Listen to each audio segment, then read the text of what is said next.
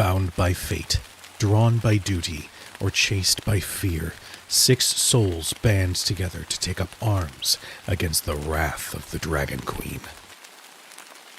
When the chains of Avernus tighten, one soul claws for freedom, fleeing the ember-lit gaze of a fallen angel who would see them kneel once more.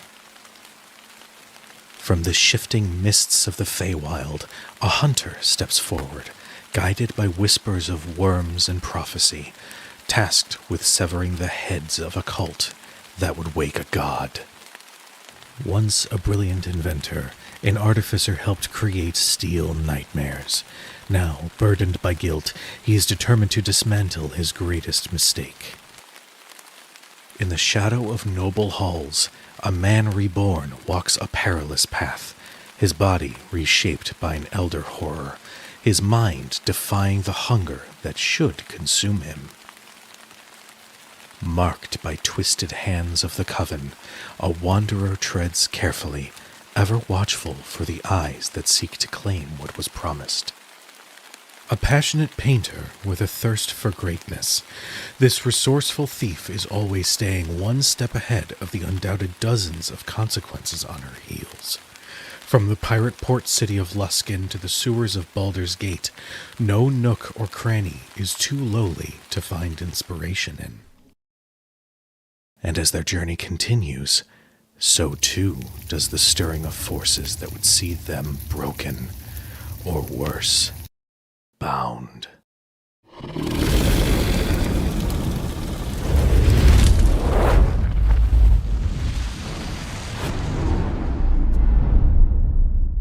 So I was sitting there, barbecue sauce on. Oh. No, go ahead. Finish it. I'm good, actually. I'm allergic to barbecue sauce. Yeah. You chose barbecue sauce. Interesting. I did. Okay. I could have put hot sauce, but I was going to say it's good that you didn't do hot sauce, not speaking for personal experience. Hi, everybody. Welcome to Shadows Over Baldur's Gate. Our spiritual sequel D&D campaign to the award-winning video game Baldur's Gate 3. If you hear Teddy barking in the background, he says hello. For those who have not finished Baldur's Gate 3 and are wanting to do so, by all means, go do the thing. We are going to touch on some possible spoilers. If you have finished or don't care, welcome. We are missing 2 of our beloved players this evening. We wish them well, but life is a thing, and that's okay. So we are going to soldier right along. But before we do, we have a wonderful cast we want to reintroduce. So Omega, take it away. yeah, it's so weird that I'm first, and I'm also more weird that I'm the only one at the top row right now.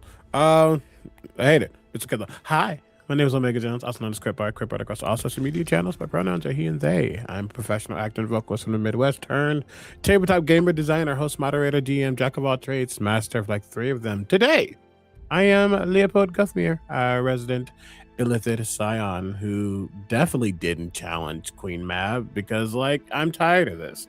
And now you're being petty. Let's see how this turns out. Hi, hello, good evening, folks. You can call me Laura Tutu or Laura Tutu. My pronouns are she, they. Tabletop player, producer, winner of occasional awards. But tonight, here and now, I am Winifred Trethiak, our Celestial Warlock. Hello, everyone. My name is Tony Rodriguez, also known as the Encounter Smith. I'm also on the internet, so you can find me anywhere at Encounter Smith. Tonight, I will be playing Basu Brightbolt, our gnomish artificer who's excited to get thrown into the Shadow Realm because we're playing Yu-Gi-Oh! Now. Right, Cujo?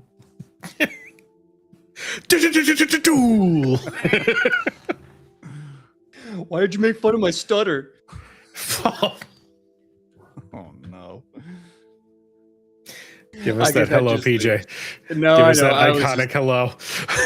Hello, everyone. My name is PJ McGaw, and I am playing Marcus Hellhammer, the tattooed tiefling extraordinaire. No longer a fighter, now a paladin.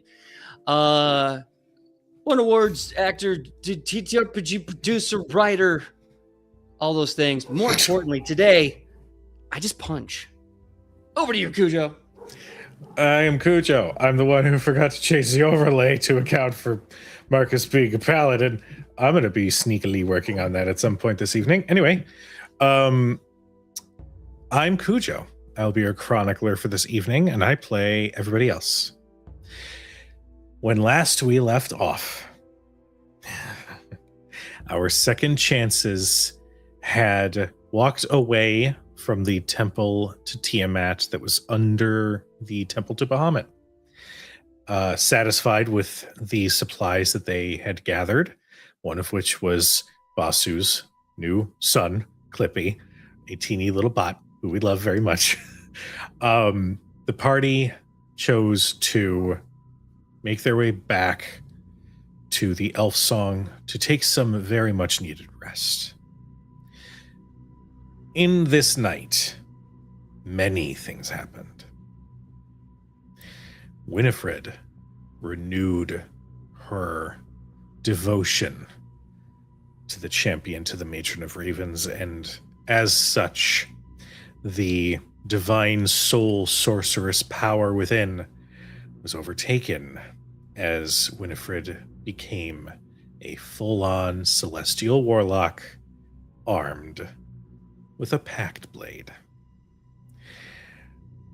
Our beloved Marcus Hellhammer had spoken with the mysterious visitor who had granted him 1 day's reprieve from Asmodeus's torment, who introduced themselves as Lathander, and had introduced a concept to Marcus in that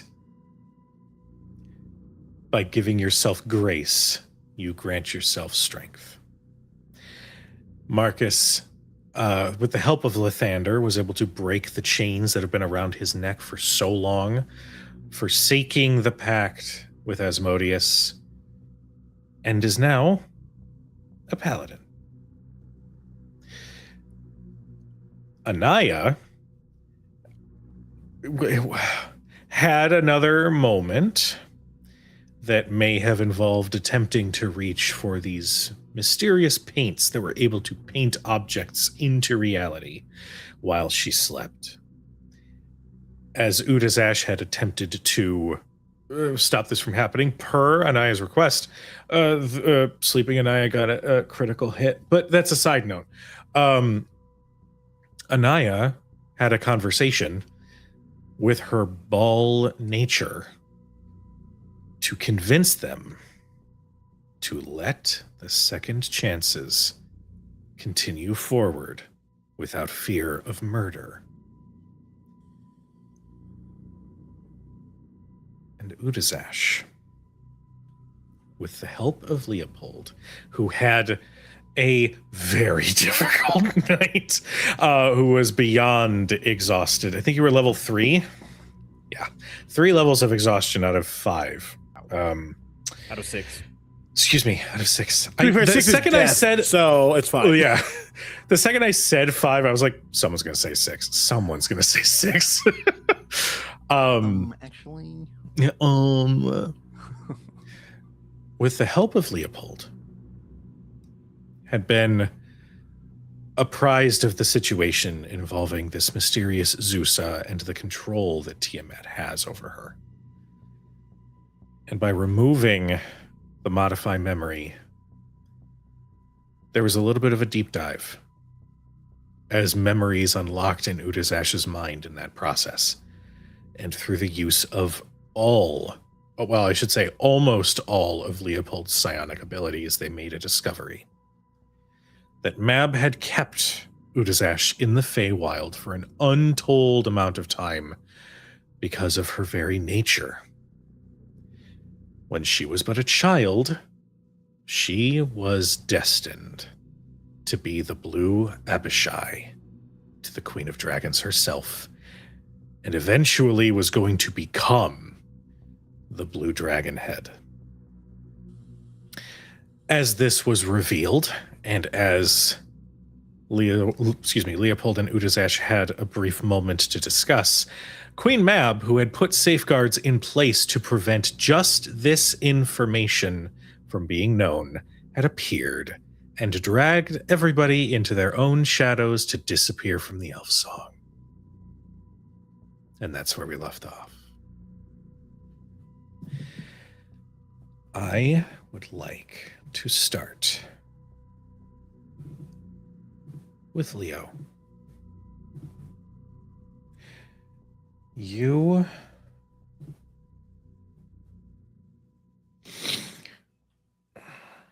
slowly open your eyes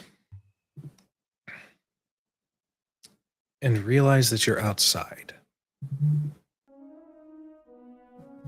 You are in the city of Baldur's Gate. In fact, you're not too far from your home manor.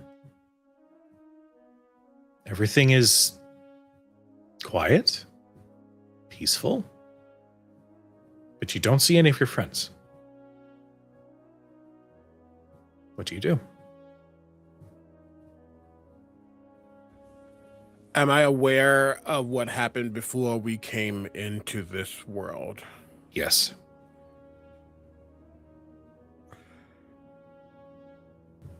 Okay. And where am I at right now, specifically? I'm going to say you're in the upper city. You're maybe a block from your estate. You're a couple blocks away from where the elf song was. You're not quite sure how, but Okay. I think almost instinctually, as he begins to look around and he doesn't see any of his friends. Hello? Anyone? Where is everyone? there are some townspeople. Oh, this is telepathically. Starting there.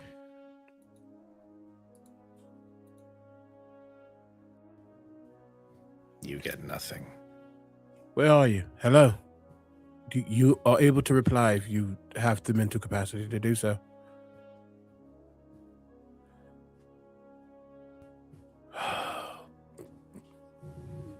Okay. I think he's pretty analytical. Knowing and fully remembering that there was a level of Mab showing up, us getting shunted into whatever world, whatever space she has dominion over, and now no one's in the bond. It tells him two things. His bond got shut off, but I think he would know if his bond got shut off, which leads him to whatever place we are in. She has control.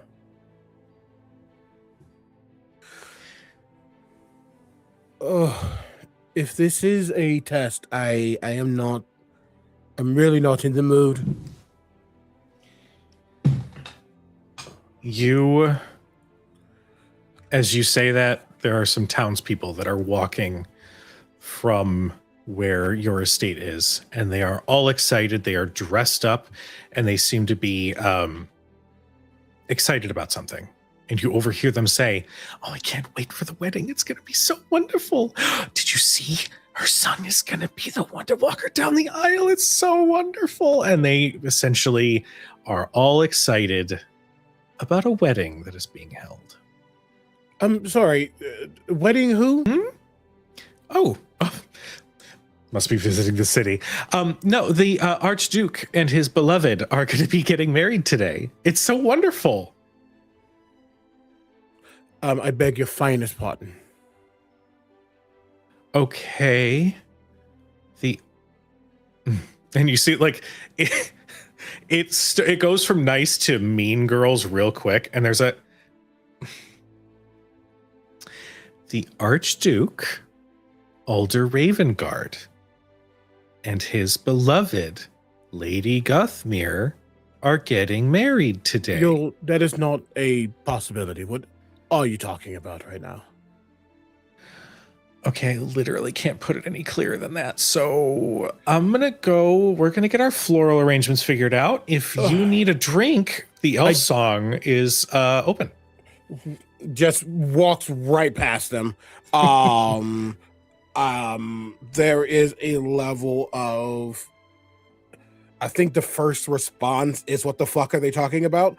And just needs to see for himself, almost forgetting the various circumstances that he is putting together as his feelings towards familial connections. It's kind of overriding some things, and he rushes towards the manor. Okay. With your passive perception and just your general awareness, you can see the closer you get to the estate, the more decorations you're starting to see along the roads. You're starting to see that this whole upper city has gone all out. There are ribbons along each light post. You see everybody has beautiful floral arrangements, all matching the colors of House Guthmere, lining the street as you come to the gates, where you can see enchanted flames on top of the gates themselves, wreathed with these ribbons. And you can see what looks to be every noble servant that you have ever seen, both in your estate and in the High Tower, all a bustle of activity. You see this long walkway that leads to the steps, where you can see that an altar has been placed. There are hundreds, well, I shouldn't say hundreds, there are about 100 seats on both sides to account for guests to start arriving. And as you approach, I keep forgetting his name. What is your manservant's name? My brain is breaking. It is grr. You got me in a effed up situation. Got me now thinking of names. Oh my god. His name is something. It is gosh. Just coming to my mind. Heinrich. As you approach, he is currently affixing what looks to be a seal that combines elements of both the Raven Guard and the Guthmere emblems. He is affixing it to the front gate, and as you approach, may I help you with anything? I don't know what's going on. First of all, what is that atrocious thing you're making? No. There will be no combining of families. Well, marriage is the combining of families. Therefore, it is sort of the central theme. And this has been ordered directly from the lady herself. So, respectfully, run along. That brings him pause. I think he kind of ignored it and kind of looked past it at first. But now, is there a mirror or is there a pond or anything around? Make me a quick perception check. Oh, 9. With a 9. So much weight to that 9. As you look around, you do see that there is there's like a high scale tavern nearby, and there is a water barrel just outside for whatever you need a water barrel for. I don't know. It's D&D. And as you make your way over, you can recognize your own face, your human face.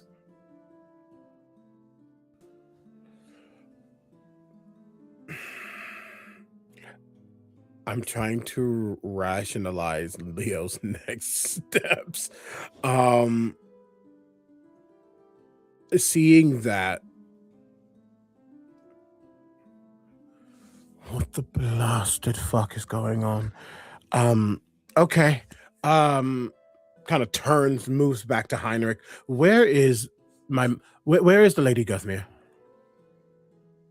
She is preparing for her wedding day in her estate. Wonderful. I can't believe move. I had to say. And I just shunt him.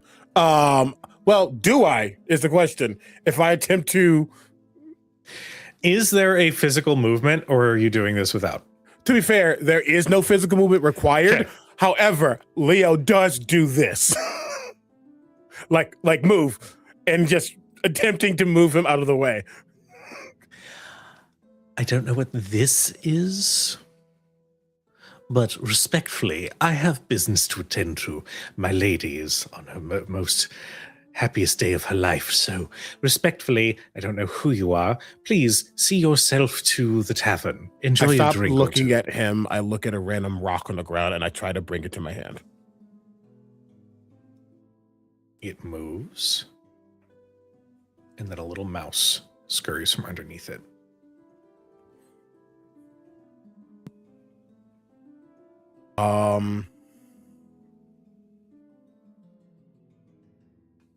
Leo's starting to not seize as in having a seizure, but he's starting to like shake a bit. I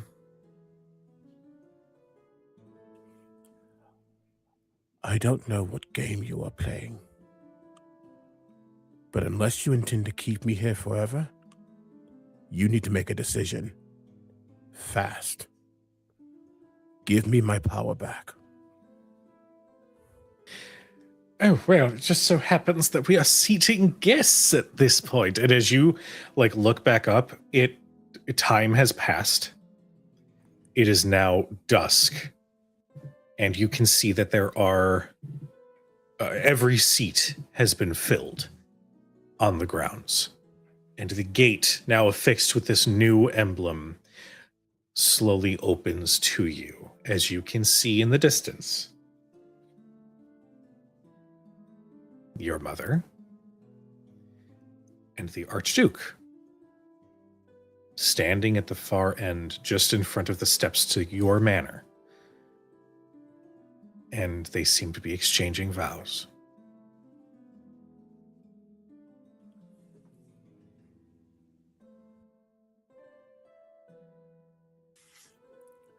Oh, this is so bad. Kudo, this is very bad. Before I move, before I do anything else, I'll be excited now. This is fine. This is fine. Be excited about this now, sir. Do I feel sigh at all? No.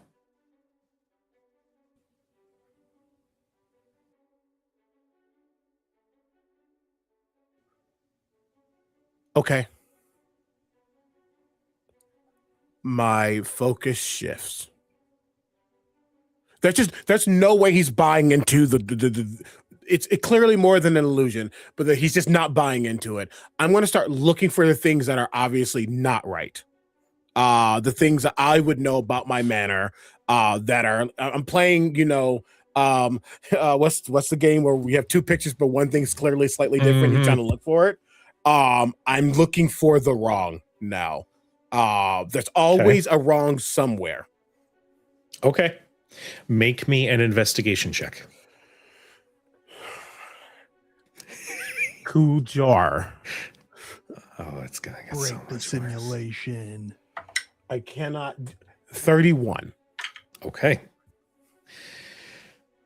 There's a couple things. You spot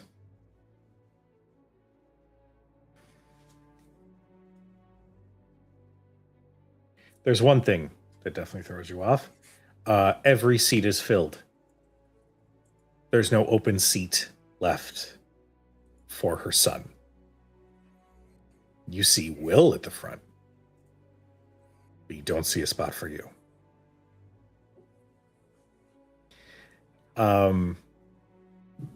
In addition,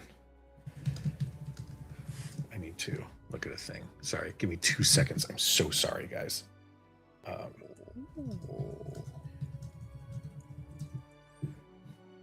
Party crashers. Yeah. Oh, why is my brain shitting? Oh my god, my brain.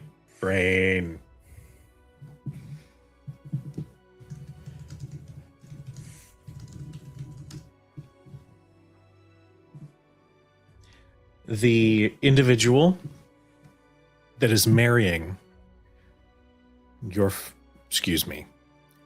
the Archduke and your mother is Enver Gortash.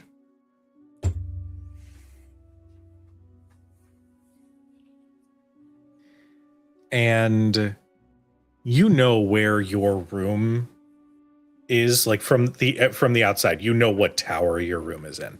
Yeah. That tower is gone.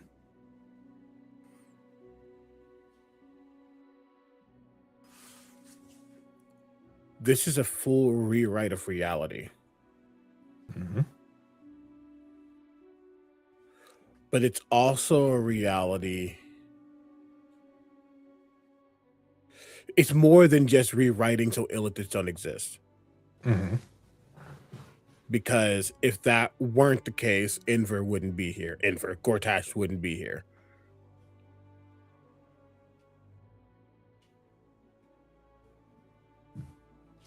As you are inspecting and trying to find the seams in whatever it is that you're in, you hear, "Oh, I managed to sneak a seat for you."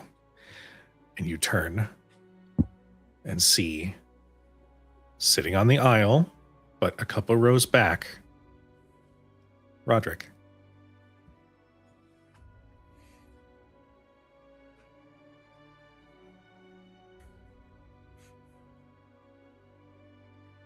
Son, why are you just standing there? You're going to start embarrassing me if you don't take your seat.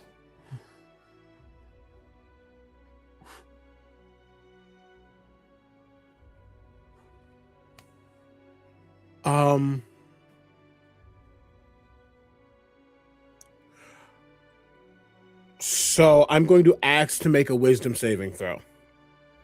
By all Because means. if that fails, my hand is wrapping around his neck. Okay.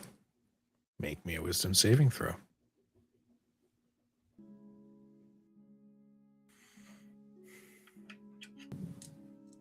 Nope.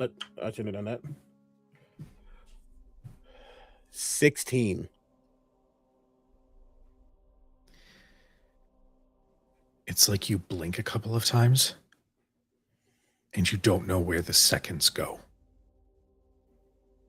1 minute you are standing in the middle of that walkway, looking at Roderick, referring to you as son.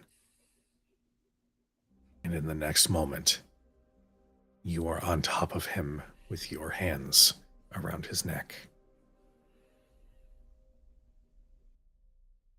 There is chaos around you as you look at your hands, and they are purple.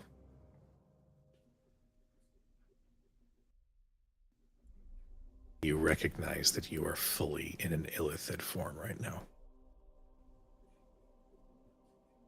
I don't think he lets go.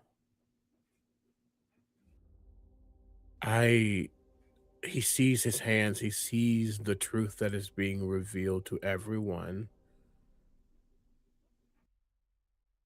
Seconds before, he didn't have access to his power. He doesn't know if now being this illithid has returned that to him, but he can't even think about that right now. All he wants is this person to feel every ounce of pain he and his mother has ever felt, both during and after. It's at this point, after I describe what happens, I am going to have you make another wisdom saving throw. But before then, as you are choking the life from Roderick, a rapier blade pierces through your chest. And you turn to see your mother. You're the fiend who killed my son.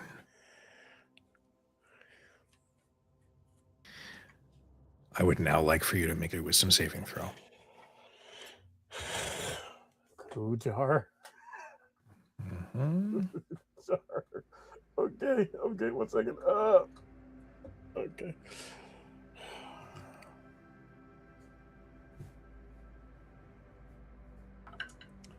Oh, that is hard cocked.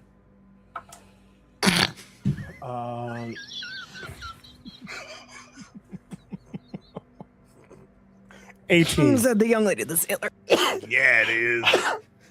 I'm gonna use the luck I gained from failing before and the one I had to completely reroll. Okay. Okay, you must. Oh yes, 26. Okay. As you look into the face of your mother, you start to see her head go a little limp. And the last thing you see before this nightmare ends is her head fall forward, where you can see that there is a gaping wound at the back of her skull, almost like an illithid had lunch. And then you are somewhere else. And it is freezing. You open your eyes and it's bizarre because around you there are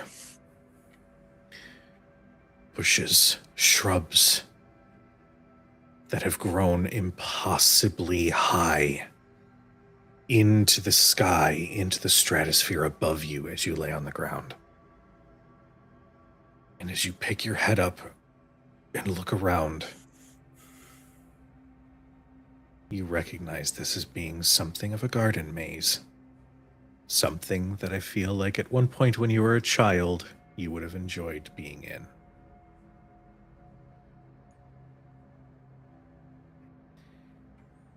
You then feel... Are you all right? As Sai is speaking directly to you.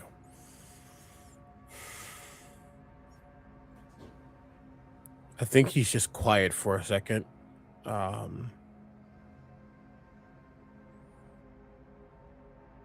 It's going to be like a minute or so that he's just sitting, taking this space in, trying to fully make his mind catch up to the truth of the now versus whatever fuckery just happened. And he is quite literally going to meditate for about a minute or so. Okay. Which is going to get him all of his psionic dice back. Okay. As you do, it's a small gesture, but Sai, in your mind, grants you the feeling of somebody sitting and meditating with you.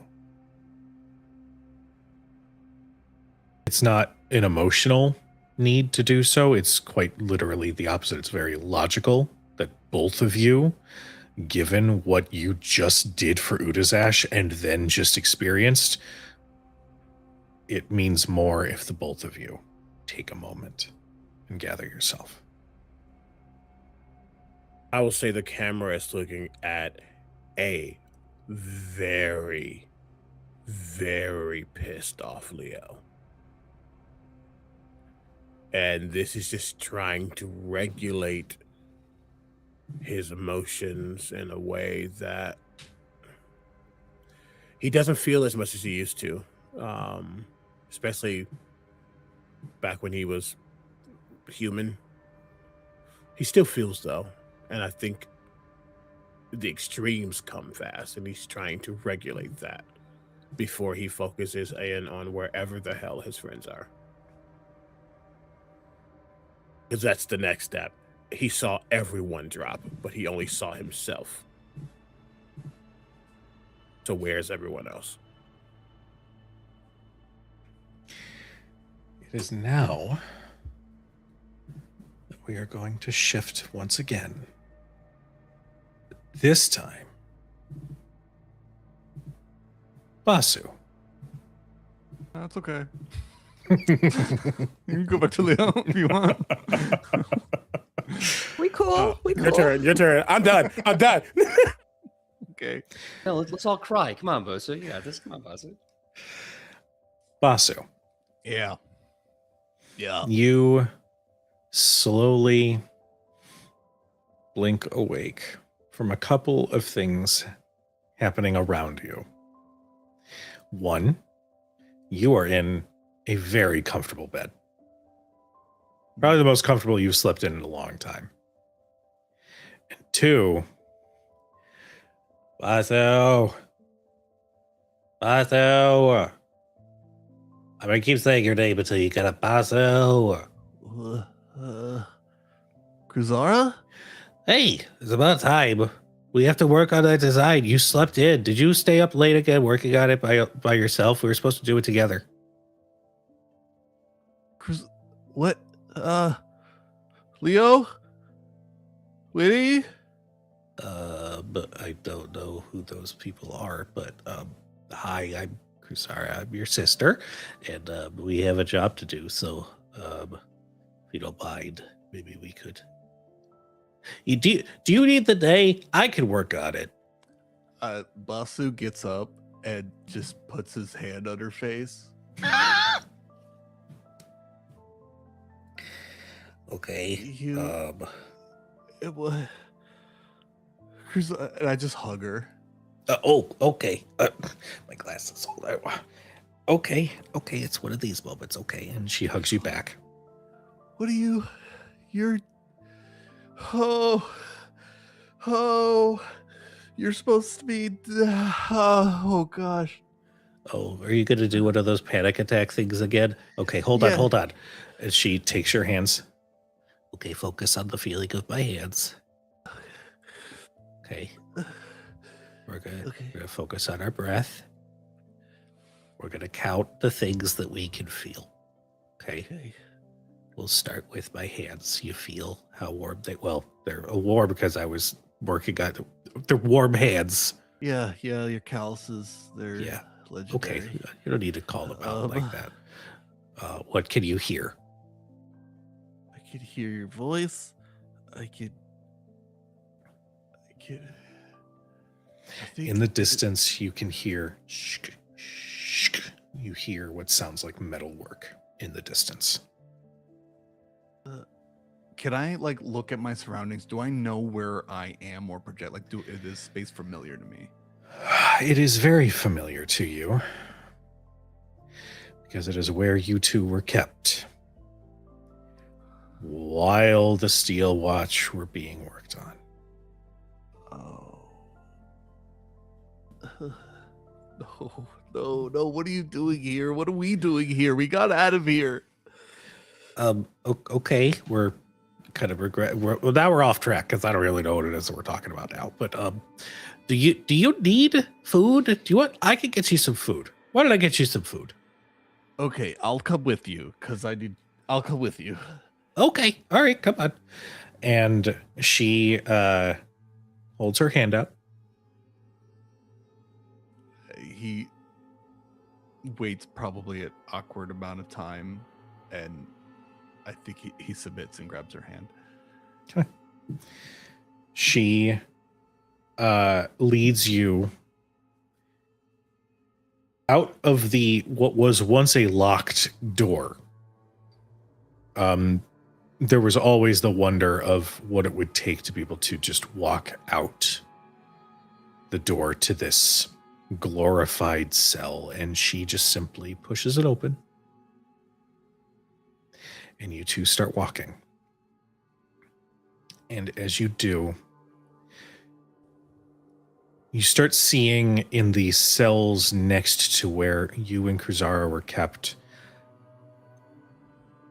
scenes of the handiwork of the Steel Watch.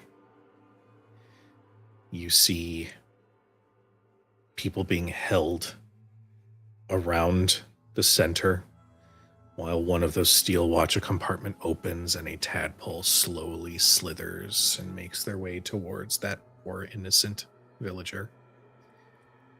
You see another scene of one of those large axes cleaving into enemies of the Absolute.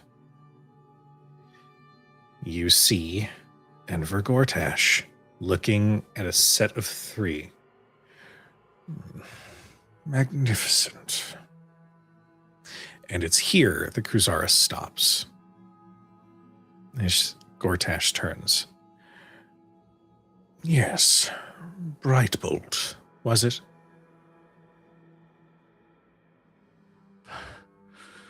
What are you doing here? I'm overseeing the project. Our devotion to the Absolute. I was under the assumption that you were doing the same. Were you not? These designs are impeccable, Basu. I didn't do this. I stopped doing this. Kuzara, we could leave, right? And as you turn, you are holding a skeletal hand, wearing her bracelet. Oh, don't mind that. It was a worthy sacrifice. I mean, turns out she was one of the more intelligent ones. And he gestures to a steel watch that you had only seen once. And it is huge. We had to repurpose her intelligence. Thought it fit quite well, don't you? No, you didn't. No, this is wrong. This is wrong. Oh God, think. What would Leo do? This is a trick. This is a mind thing. Leo, can you hear me? Come on. As you are trying to focus, and after this, it'll be a similar situation where you're going to make a wisdom save. Right. Gortash, his body doesn't move, but his head almost disconnects, like there is a neck that is far too long that slowly snakes down.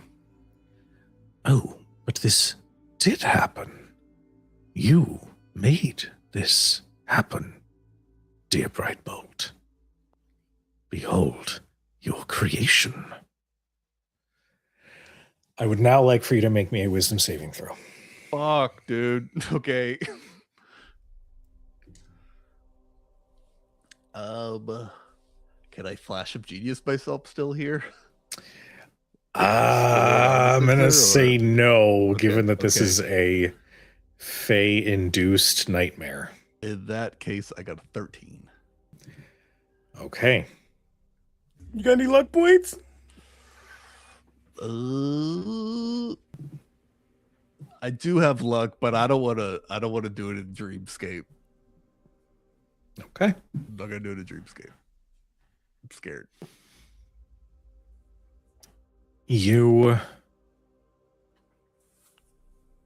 I will give you this. Okay. Right before you do awaken, it's like you can see through that massive steel watch. And you can see like the outline of where Kruzara would be trapped inside. And with a blood-curdling scream of absolute terror, you awaken in a freezing environment. You are going to take 1 level of exhaustion.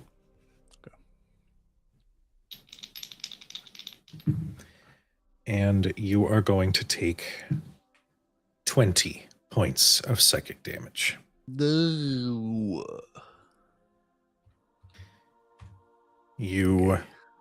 There's no breeze, there's no wind here. It is frozen cold. As you can see these towering bushes that extend up into the stratosphere around you.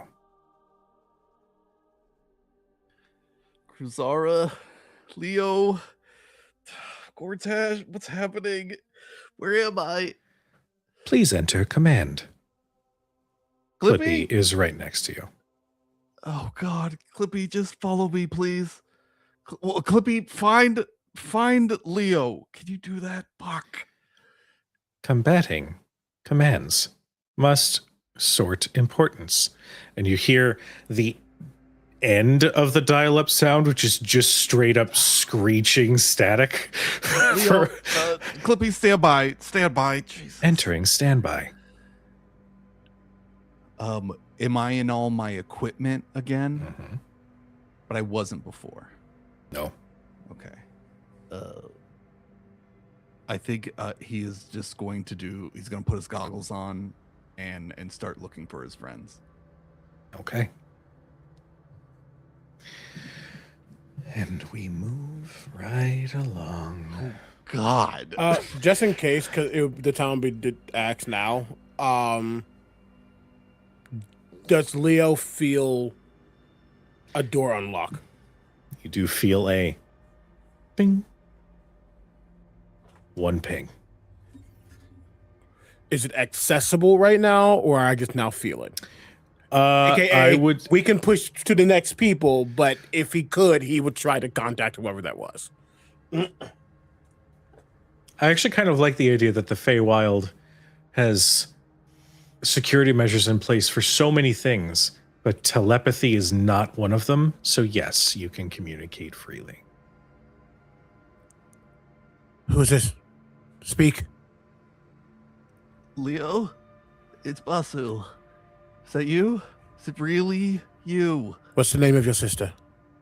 Cruzara. How did you apprehend Bertrand? How did I what?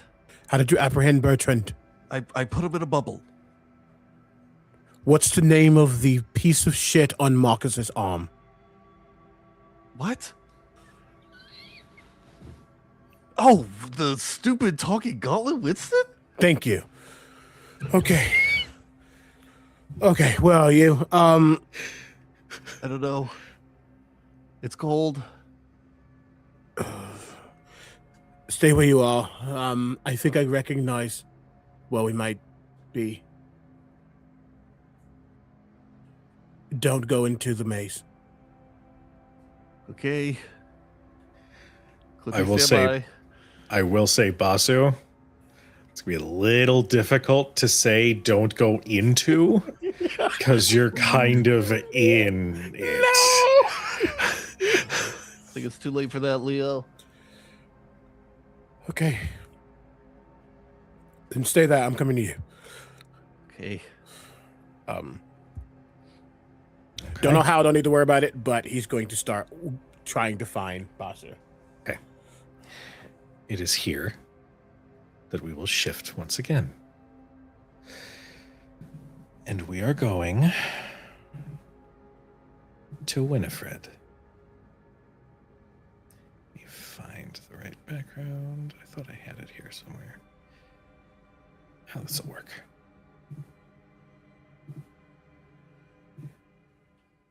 Winnie.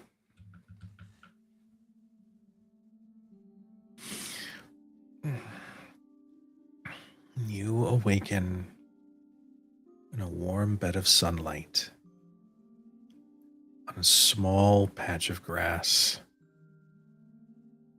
in a forest.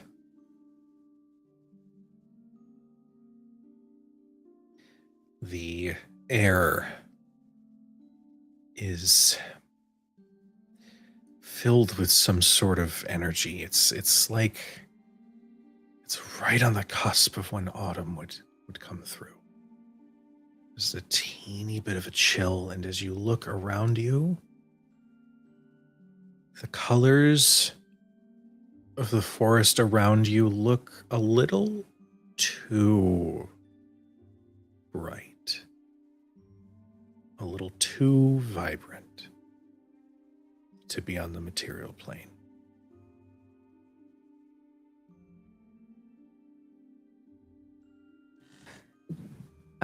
That same question as Leo. I remember how we got here, yes?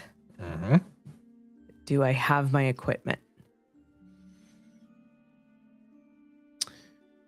No. Fuck. You see that you are wearing the robes that had been essentially forced upon you by the Red Teeth Coven.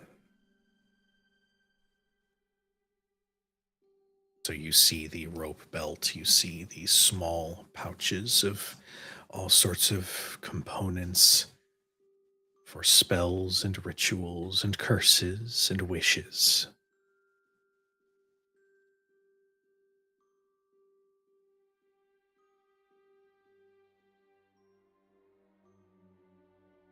They're here, aren't they? Make me a perception check. Fuck.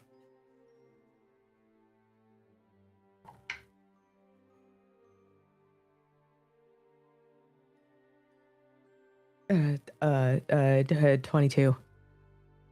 You look around, instinctively waiting to hear the crackle of their bones when they would walk. You're alone. You don't see any of them nearby. But what you do hear is what sounds like a child laughing somewhere in the distance. I want to look down at myself.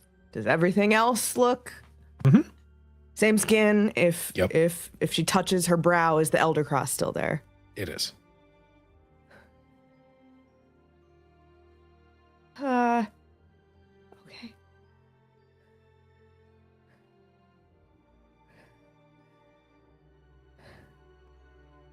I'm gonna start walking, but as I do, I'm going to call out to Mab.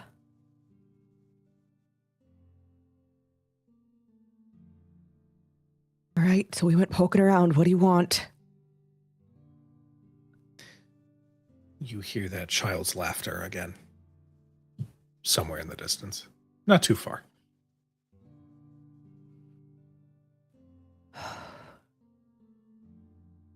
God's damn Winter Court. I will follow the sound. Okay. As you wander in between the trees, that sound, that laughter always feels like it's just around the corner. But then you turn and nothing is there. And that giggle, a little mischievous, a little playful, is heard again behind you and then to your right. It's this very eerie game of hide and seek until you do see the source of that laughter. You see a little girl of elven descent. You can see the aspects of an Eladrin with golden brown skin, who looks up in her simple clothes. Hi.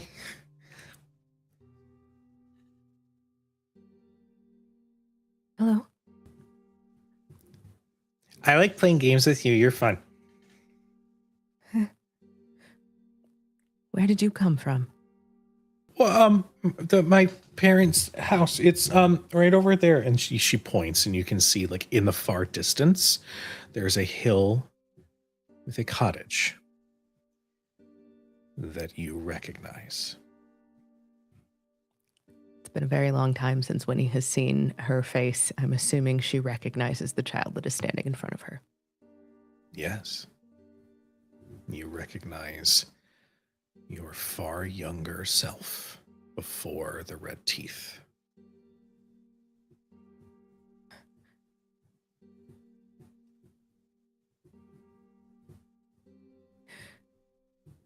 You should get somewhere safe, child.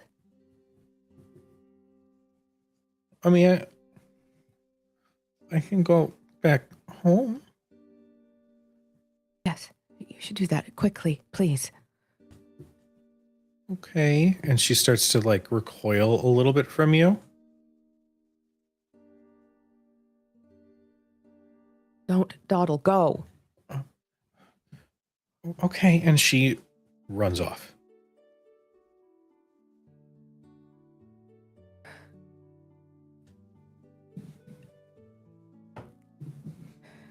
This isn't real.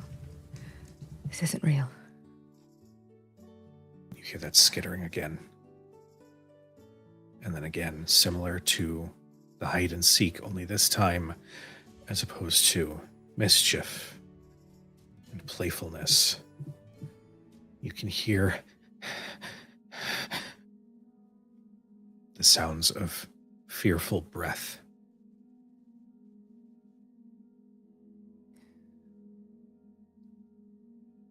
Follow again. All the while, I think Winnie is looking because she knows the Feywild. She knows how these illusions work, how fickle and strange they can be.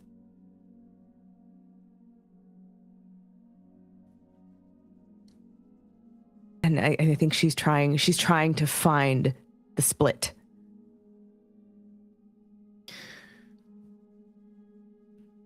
You start searching, and whether you intend it to or not, the path that you walk keeps leading to that cottage. And as you get closer, the sound of your younger self becomes more frightened.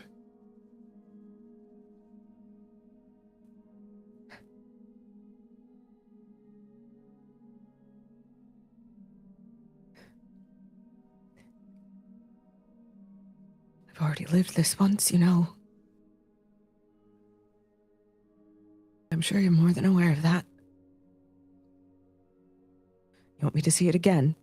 You want me to watch my parents die again?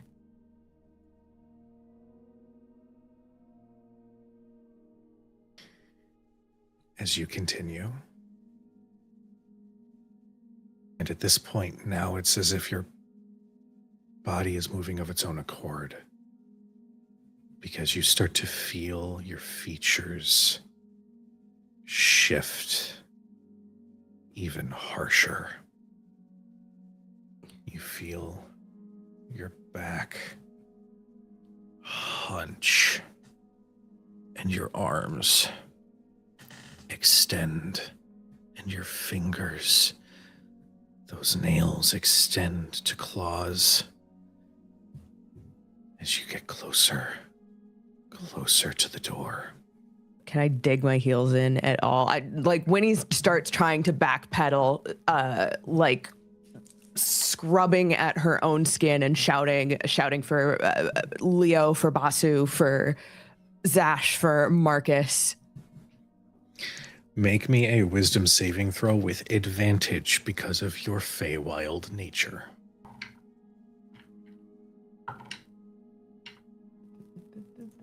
The 25. You realize that the nightmare that is being pulled over your eyes is not you witnessing your parents' death again. It's you witnessing what the Red Teeth had in mind for you. And just before you are able to slam on that door to force it open, you awaken. And you are in the very same winter maze.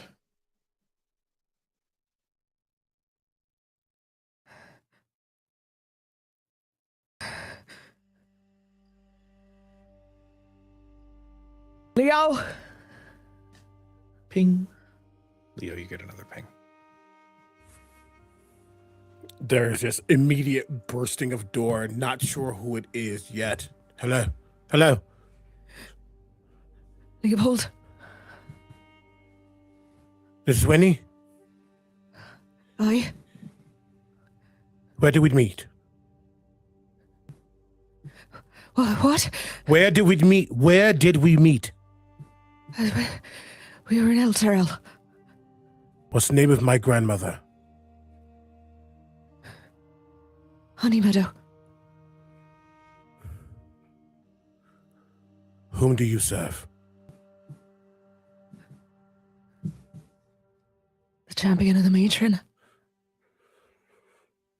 Okay. Where are you? I don't know exactly, but it's cold and it's frozen. I think we're Oh, we're in one of Mab's mazes. I'm pretty sure. I know. Can you tell how far in you are, or Bossel's here too? I don't. Since I have a little bit more experience, can I tell how far? I will say go ahead and give me a history check with advantage. History's not my best. That's an 11.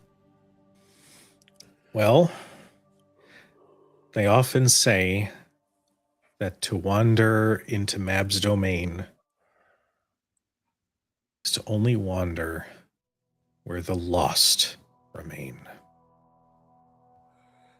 This domain is notoriously dangerous because a soul can be lost here and be stuck for eternity.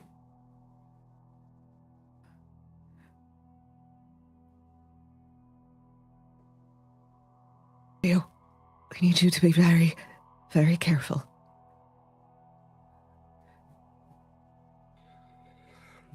If we get lost here, there is no coming back.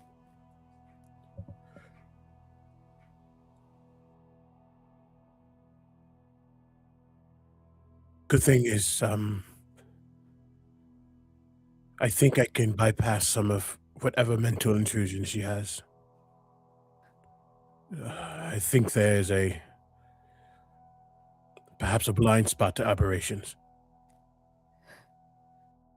Okay, all right, that's good. That's good.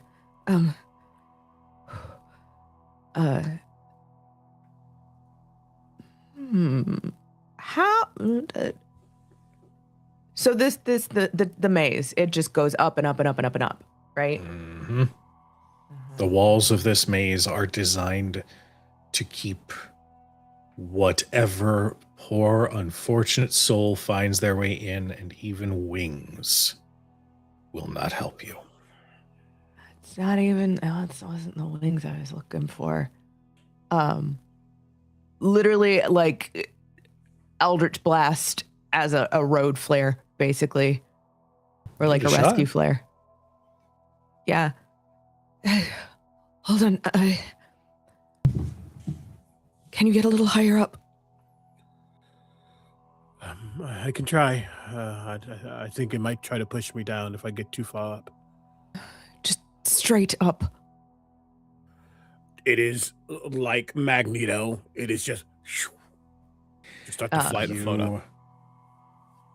Go ahead. And yeah, Winnie just like that energy of the Eldritch Blast, that shadow and like glittering bits of celestial magic, she pulls it into the palm of her hand and like chucks it straight up into the air. I got 120 feet range on that thing, baby. As Leo, as you fly up, and Winnie, as you cast your Eldritch Blast up, both of you can, well, Winnie can see, Leo would feel your speed go fast and then slow, slow, slow, and then stop. And you can hear, and this is going to be for everybody who's currently awake, a voice coming from the bushes themselves. Well, she wouldn't like that, would she? No, no, no. Must play the game. Must win to find those you care for. No cheating. And Leo, you feel yourself gently be brought back down. And I assume I saw nothing from where I was. Makes sense. That's fine. As I float back, the doors open to both of you. So this is clearly all completely out. I don't want to do any of this, but I don't think we can force our way magically or not through her domain. No, we can't. Yeah, Clippy's been trying to dig through this hedge for a while now. He's not making any progress. Proceeding with task. Proceeding with task. Go get him, Clippy. We can figure this out, guys. Is it just the three of us so far, Leo? I don't feel anyone else yet. It's at this point that we shift once more to our beloved Marcus Hellhammer. Marcus, you are not awoken gracefully or in a warm bed.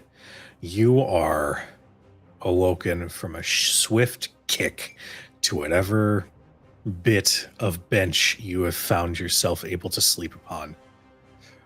Hey, kid. You got a match coming up. Gotta get you ready. As you hear the voice of Mazaketh.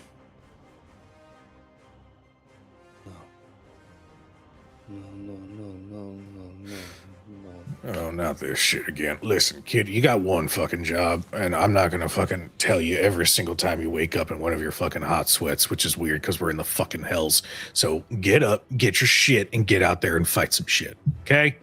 No. I got out of here. I'm not supposed to be here. I'm not supposed to be here. What is this, some day one shit again? Come on, kid.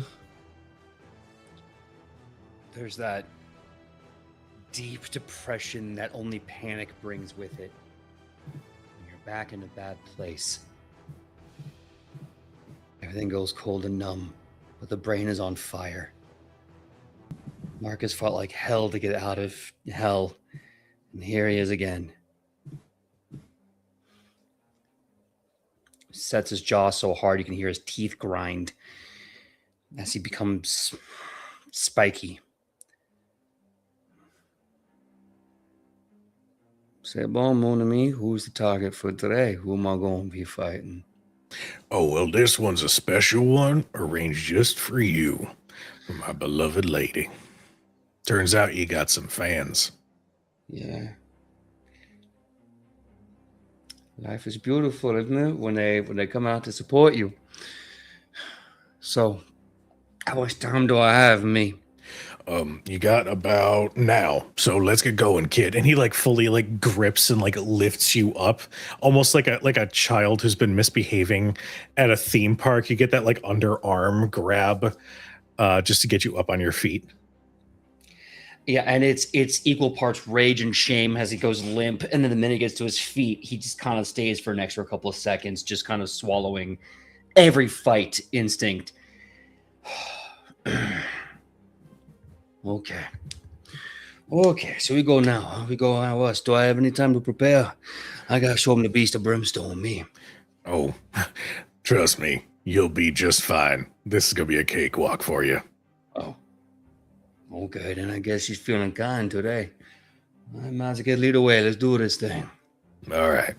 He leads you through the brimstone walkways, and you just feel the heat bear down on you. That's familiar heat that you wish you could forget, and almost wish that your tiefling tendencies could resist just a little bit more. But he opens one of those wrought iron gates to the sounds of hundreds of fiendish creatures in the stands. They immediately start chanting, "Brimstone, brimstone, brimstone." You can see this wide open Colosseum-like arena where as you step out, there are two individuals standing in the center, holding on to each other, terrified. Two humans.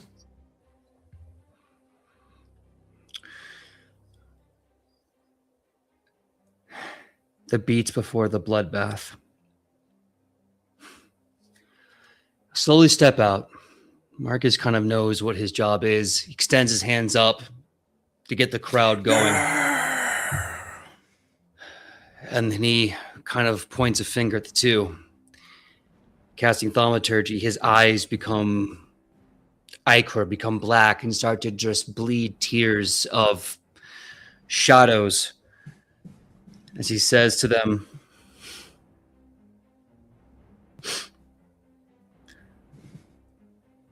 "What bravery I cannot condone. What sins you did, you cannot atone. What foolery left you here? Oh, to be a feast for the beast of brimstone. Pick a god and pray. They shall not hear you today." And everything begins hackling and growing as his skin glows in the names of the devils of hell. Prepare for the slaughter, mon ami. You just sheep to me.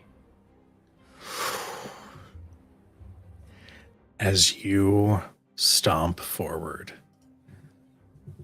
this man and this woman look up to you and say, We wanted so much more for you.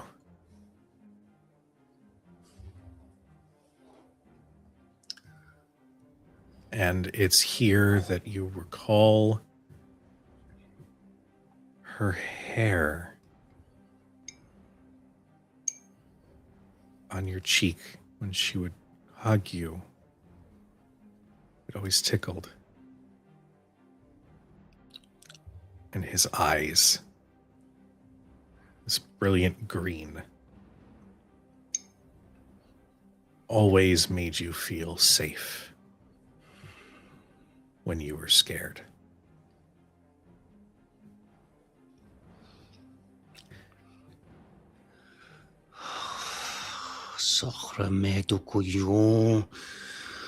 He looks up and around. He is now searching for Zariel. He's like, "Oh, I know you here somewhere, you bald-headed demon. You watching this, you." As you look, when you first walked out of these gates, there were all sorts of creatures. But now, every single one of them is Zariel, as she is looking down with a sick smile on her face. Marcus clocks that smile. He's seen it. He's seen it in every variation, and he knows the inches of that smile and how every one is a different, sickening knife stab. And he looks down at these two people. That inky black ichor of the thaumaturgy now being replaced by real salty tears, and he says, "I am the enfant diable. I'm a child of the devil, me. You did your best. And I did the rest." And he just shouts, "So this is what you want? You want me to kill these two people that trusted you?" Oh. No. That would be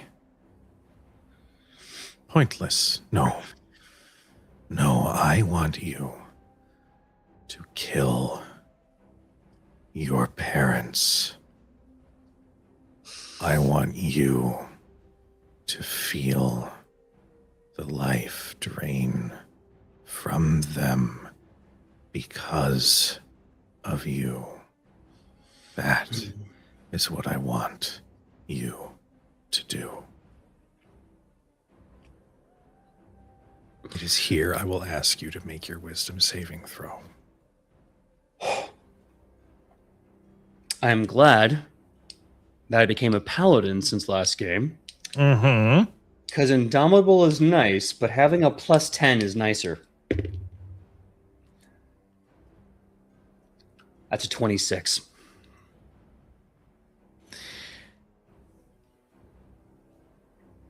In a moment, you feel what felt like those chains on your shoulders or around your neck again yank. And it yanks in a way that it lifts your arm. And it forces you to turn as you start to deliver a blow to your parents before you awaken in a frozen landscape around you, in a maze that is impossibly tall. Marcus doesn't pop up and start searching the perimeter. He doesn't start, pathfinding and getting himself safe. He just takes a few minutes to stop, and he tries to make himself as small as possible. Hey, big guy. You didn't run away when you saw it this time. Doing better. Doing better every day.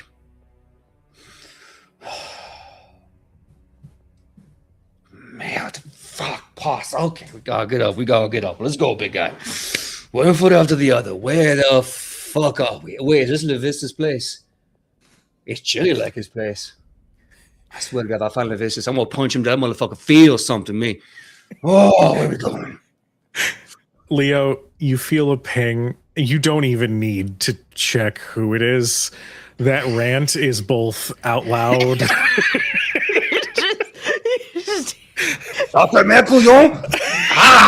Just starts swearing in Cajun French. Just, You got lucky because I had some mean questions to ask. You can if you want. You can still do it. No. You said it. Hearing that, I think there's a moment where like you can feel something opening your mind, Marcus. You can. It's almost as if like when someone's about to do the announcements and they have to like adjust the microphone before they speak. You can almost hear the adjustments about to happen before. You could just feel pure, unfiltered willpower just going, Bonjour, where are you? How can I get to where you are? This place sucks, mon ami. I hate this place, yo. Okay. Wonderful. That is okay. We are the Cliff Notes. Mab has placed us within one of her facilities, I think. I don't know why I haven't found Anaya or Utazas yet.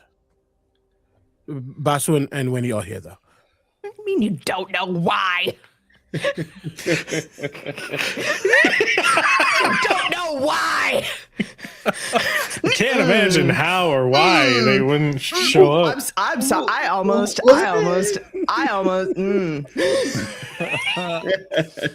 To be fair, all Leo did was just look at a memory. He didn't think we was going to get yanked into a world.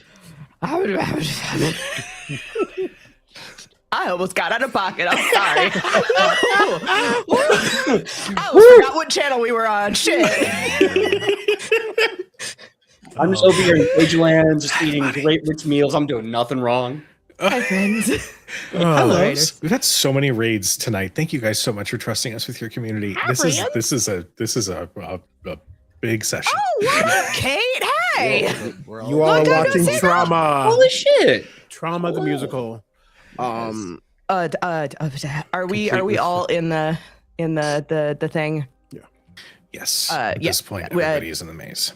And specifically in the telepathic bond. Are we all in Leo's mind palace right now? Winnie will divulge what little information that she knows personally about Mab and her domains and how they operate. Mostly the notion of like a soul that gets lost here could potentially be lost for eternity, which is fun. If we're going to be forced to play a fucking game, then we need to do it carefully. Is this what the Fae do? They play games. We're the Fae Wild? Yes. Yeah. Shit. No, you're in the Fae Tame. Buddy. Oh, Buddy. man. No, we're on the cornerstone of Fae in Brooklyn. No, we in the Fae Wild. But it's okay, because thankfully, we got two very smart people here. And you got a very big, strong Marcus. So we gonna be okay, us. Darling, the problem is that I think we are all on separate ends of this fucking maze, and it doesn't help us a whole lot if we're separated. But what is good, at the very least, is that we're still connected, which means she can't. I'm learning. And I might be able to use that to my advantage. If she has dominion over everything, she should be able to cut us off, and yet she can't. Either can't or hasn't.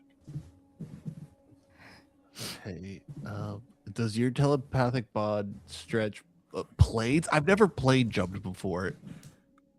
We are not on different plane. We are on a different plane. We are not each other on different planes. Right. Well, is that why you don't think you could contact Udazash and Anaya? They may not be here. No. Well, yes, that is actually an accurate statement.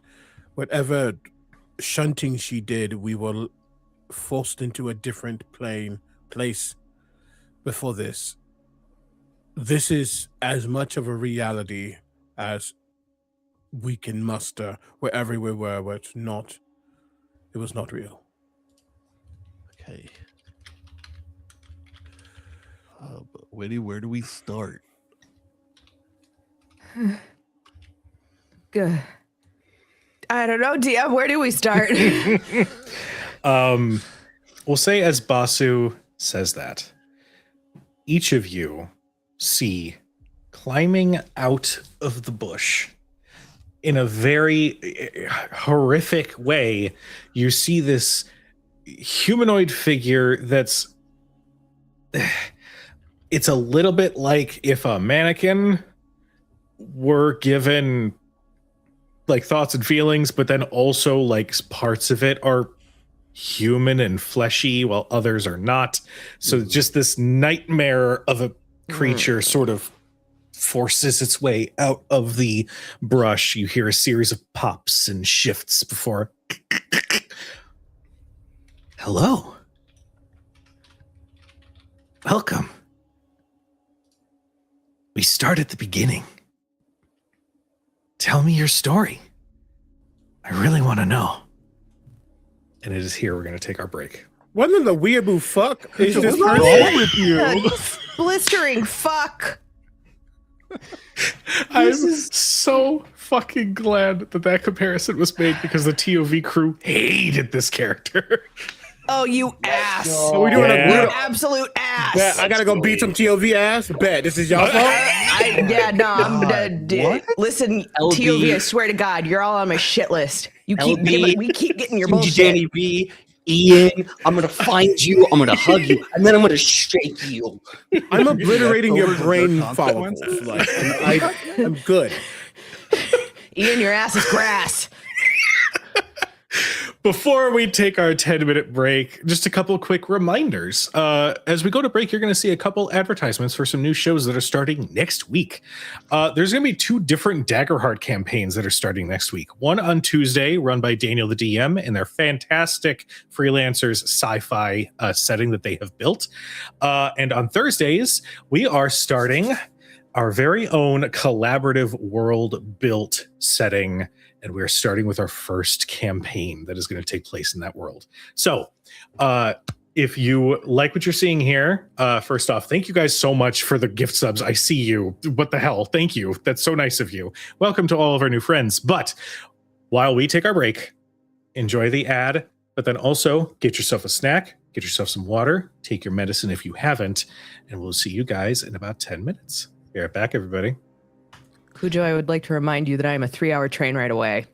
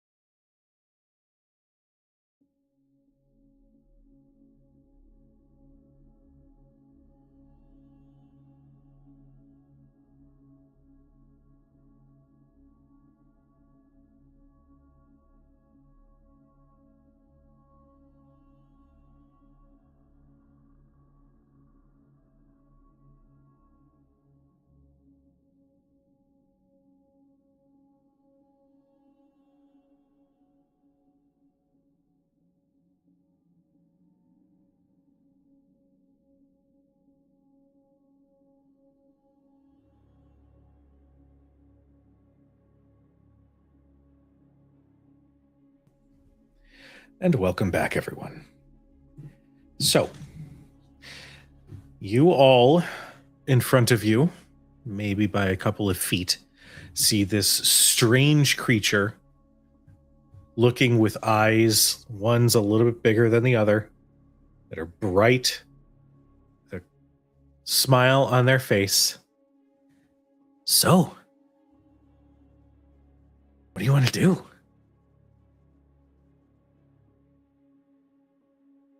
To be clear, we each have a version of this thing saying this to us. Yep. I think first and foremost, Winnie'll she's staring, she's got like a head cocked, and in the telepathic bond, it's like, we're all seeing this, right? Yeah, you too. Do any of you have this creepy looking kind of... What's your name? My name is Luther. Some call me Puck, but I like Luther. Fuck! Wait. And then I'm going to say, Marcus not picking that up at all. He's going to be like, anyone's got this creepy brig going over here trying to ask about your life story, you? Hold on. According to Billy and Spear Shakes, Puck is on the other side. So why is he here? That's a good point. I think it's because Queen Titania wanted to make sure that you'd stay here. Insight. Go ahead. Yeah, I'm gonna get in Wait, on that shit. if they're working together in some way, shape, or form, that's bad news bears. That's very bad news bears. And if you watched last week's episode, you know the answer to that question. Oh my god.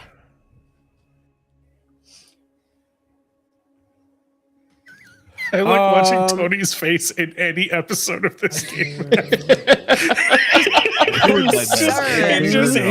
It just hit how many times. I think we need to do a montage of just Tony reacting to things. Oh, okay. We definitely like a clip show of like Tony reacting, CB dropping the earbuds and like leaving camera, Or me randomly flexing. Whenever CB and I make the exact same stank face because we don't like it. Yes. Yes. Twist all right. counter. What you guys got for your insight? Only a Oh, I can do 15. one too. Okay. 21. Dirty 20. Dirty 20. Good. Look at the nat one. Wait, importantly, is Barnabas here with me? Yes, Barnabas is. Okay, then have that. He's helping me.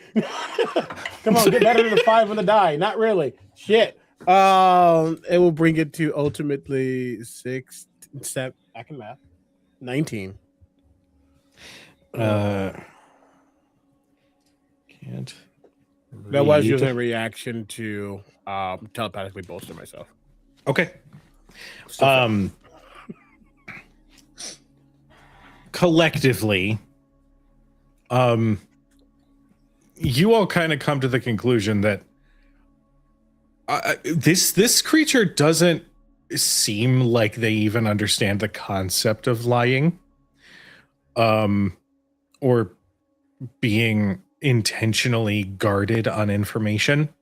So when they say that they're a servant of Queen Titania and they are here to make sure you stay, you can take that to the bank.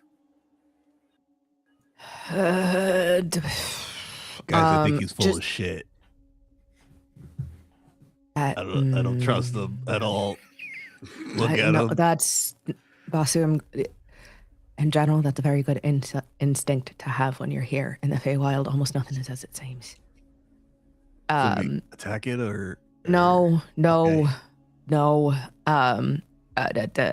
DM. Does Winnie know who fucking Puck is?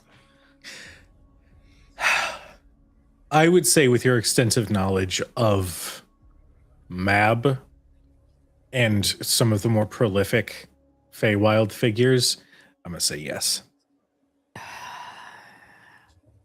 All right, Master Goodfellow. Oh, haven't been called that one in a while.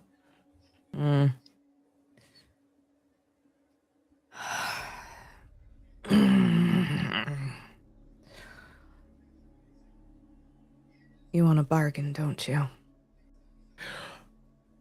Bargain.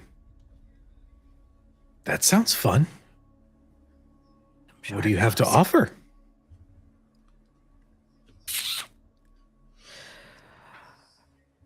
You wanted a story? I do love stories. If I give you a story, will you bring me to my friends? Only if it's a good one.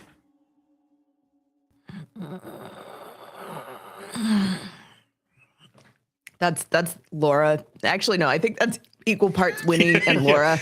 It's giving both.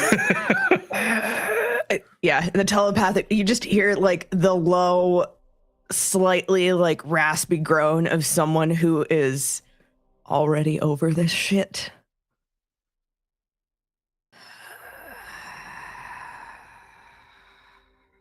Fuck me. All right. You know what? Cujo, I'll give him the story of the first battle of the second chances. Oh, okay. I would say you know that Puck has a flair for the dramatic. So, I would say that this would be a performance check to see if you are enthralling enough as you tell this story. Okay. Performance doesn't suck. That's 19 on the die. 24. Hell yes. Okay. Suck it. It gets to the end. Where do you end the story? Like at what beat? I think it's the moment where we all like managed to come together in the square. Because if I'm remembering correctly, there was some beautiful like combo moments. That's always the good shit, right? Mm-hmm. And like maybe there weren't quite that many mind flayers. Maybe maybe the elder brain didn't actually like take note of us. But he doesn't need to know that. It's fair. Always spin a story when you can. Yep. Puck reacts. That was exciting. You should have been there. I really should. Maybe I can go. Is there another story? We had a deal, Master Goodfellow. Oh, I know. I was just asking because I'm really interested. And as that is said, almost as if you guys should have been right around the corner. And I want to double check wording. If I tell you a story, will you bring me to my friends? Is that your wording? Yes, she said friends. Okay. Everybody can hear the sounds of breathing and the sounds of maybe movement from like right around one of the corners in the maze, almost as if you were right next to each other the whole time. Okay, But some enchantment was in place to prevent that from being the case. Fuck I off. wanted puck off. Fuck off, Uh, mate. I wanted to be very clear because it seemed like he was asking all of us about, can you get a story? And Leo would have been like, once upon a time, you were obliterated by yourself and anything else that you might think of. The end. And I just walked right past. I have a 0 to performance. Don't ask me to do shit. I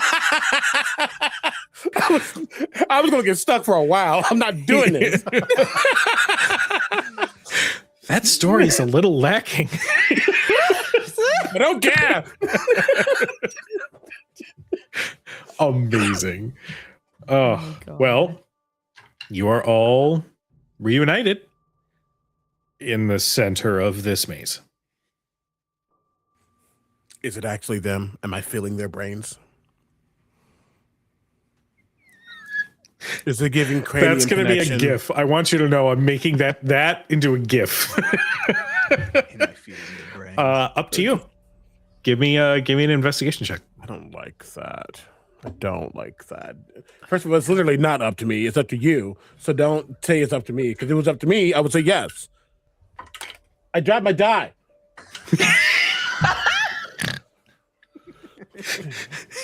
You know. It's like so hard not to I laugh. wasn't aware that the Feywild brought up Grumpy Omega. 24. Drop my die. It's generally what you need to do to roll it. I need y'all to understand. I feel this man so hard right now, and he hates all of this. Welcome. Oh, shit. Oh, God. I dropped my die. CB loves it. Leo's over it. It was beyond annoyed. Oh, He's still the tired. golly. Oh, I'm sorry. Shit. It's not a 24. It's a 22 because I still have a level of exhaustion. You do. You do. You picked your moment well to start this shit. Oh, God. Yes, they do appear to actually be your friends. Indeed, you are feeling their brains, as you so eloquently put. Wonderful. I think as the group. Okay, is Luther Puck here too? As you ask, coming around the corner, following all of you, are the other versions of Puck that slowly just keep crawling towards one another, and it's almost like they reposition and then just step into each other's space. And now there is only one. Just look at Winnie specifically, and it's a look of, I'm not going to ask if this is normal, because the answer to that is yes. The thing I'm asking for is this something we need to worry about? This is the face that she's making in return. Just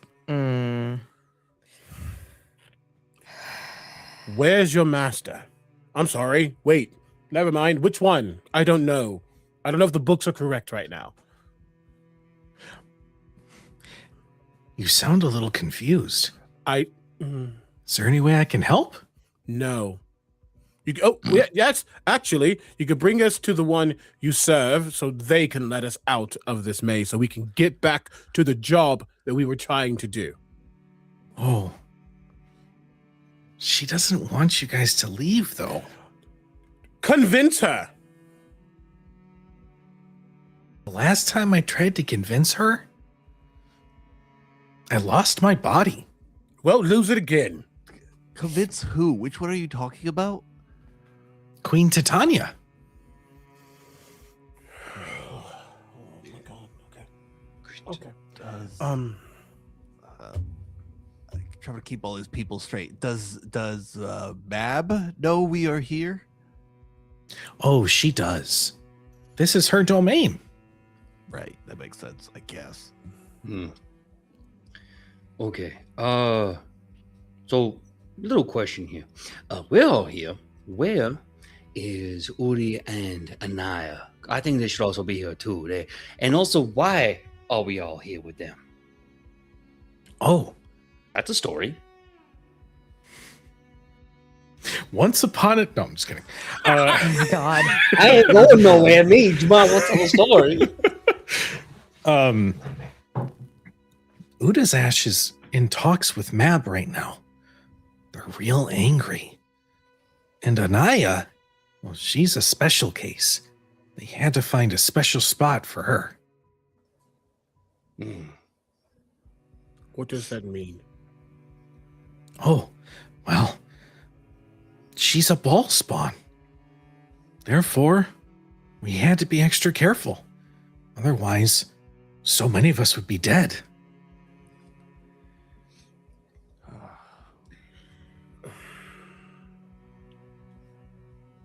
Lead us to where Naya is, please. Oh, well, that's outside the maze, and I can't do that. You can't or you won't. Both? So you're confirming to me that you could, but you're refusing to. And I start to float towards this individual. Well, in truth, I always do love a good story. And Winifred had no trouble bargaining, so What do you have to offer? Be very careful with your words, Leopold. I'm not offering a singular thing to these people, especially when they took me from where I was without my permission. Oh, well, that's upsetting. I'm sorry you feel that way. If it makes you feel any better, it was just because you brought down the walls in Udazash's mind. That's sensitive information. Nobody on the material plane should know that. You see him pause, and even though Omega knew everything, Leo now puts things together.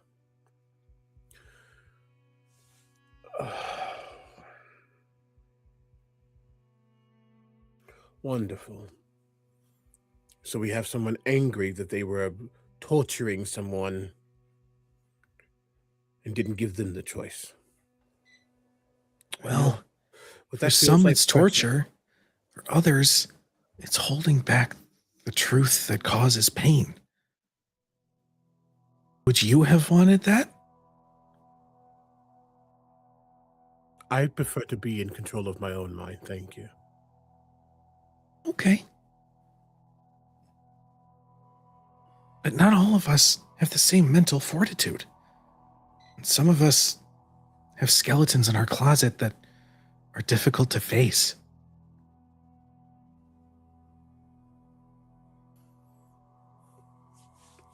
I just turn to Winnie. Not that he's not turning to Basu and Marcus, but this is her domain. She's the Fey one here. What do we do? I do not believe trying to force information out of this person right now is going to be helpful to us right now, especially if both queens are at play right now. No. You're not going to be able to get information out of this one at all. You see, for a moment, Leo doesn't react, but you can tell that someone inside reacted. Like, you sure about that?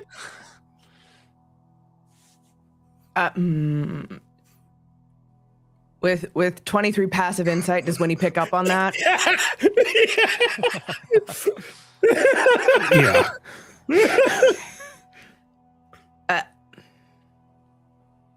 Winnie looks like she looks at Leo, but also looks past Leo.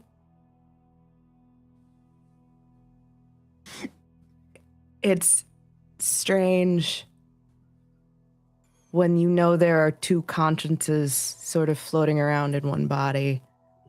It's like when you like stare at one of those optical illusions and you have to kind of unfocus your gaze to get the picture. Mm-hmm. In that, you would definitely like sense that like behind and a little to the side, there is just a duplicate version of Leo that is staring very coldly.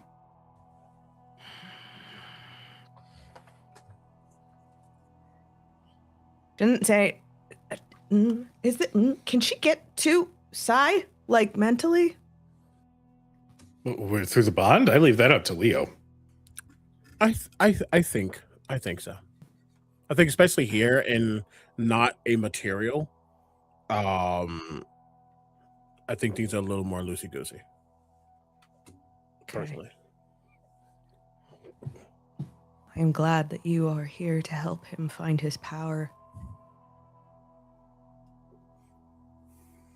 But there is no logic in this place.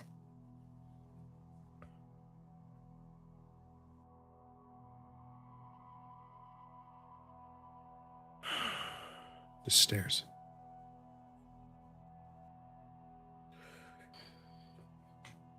we're not making rash decisions. However, I will not sit idle and let someone dictate what I do next.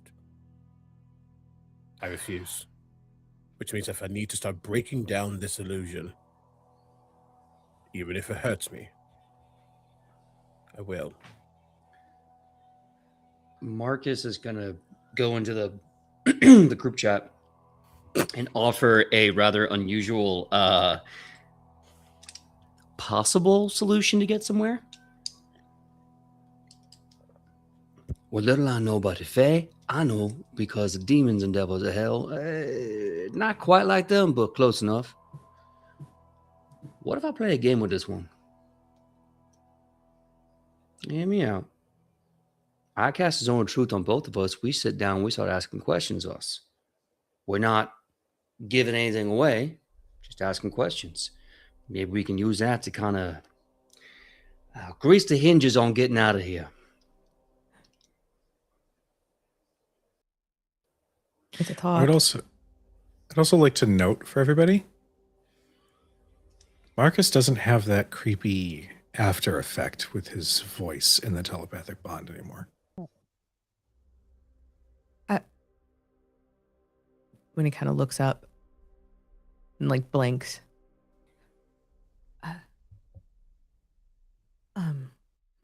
It's a thought.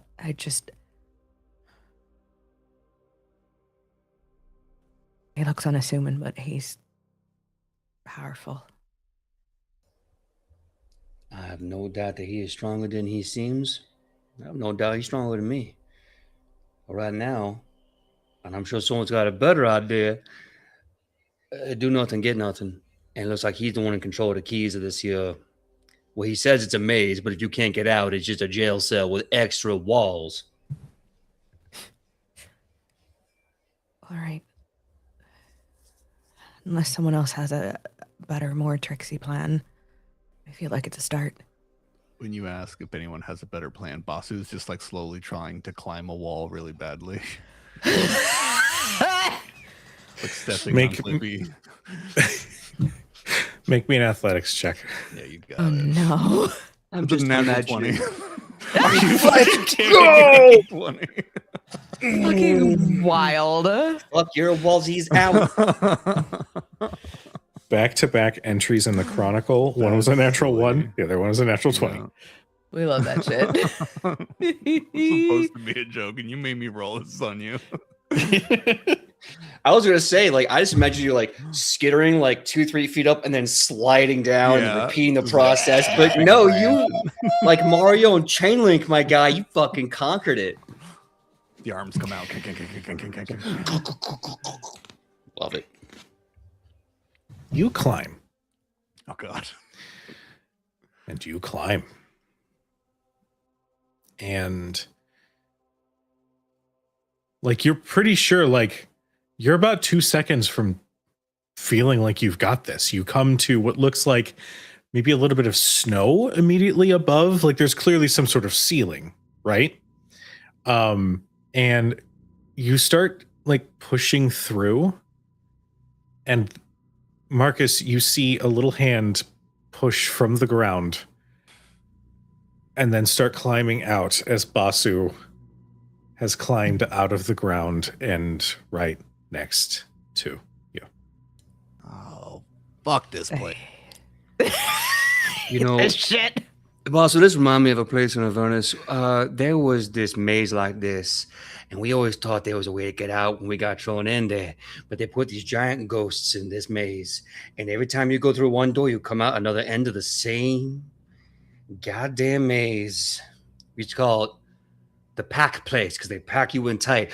You are basically the man of the pack maze right now. You know that, right?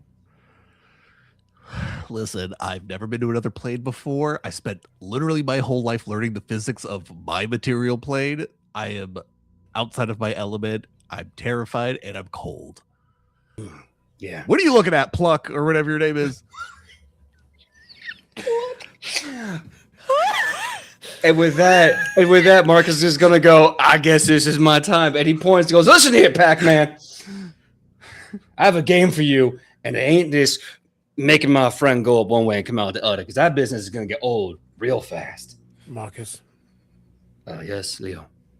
while you're like doing your kind of waxing on this very point, just in your mind, just be careful. What my you're bad. trying to do is something I also can do. It does require a breaking of someone's brain. Even if you do it differently, they might retaliate. Fortify your mind. I do love games. Marcus is gonna kind of blink as he refocuses. Good.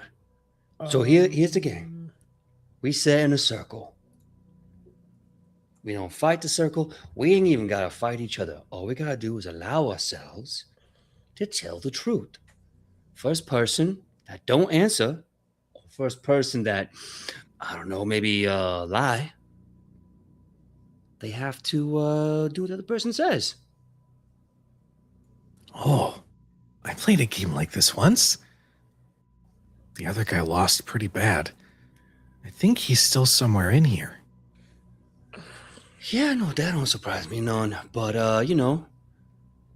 we need to get out, and you want us here, and this is gonna go on and on forever.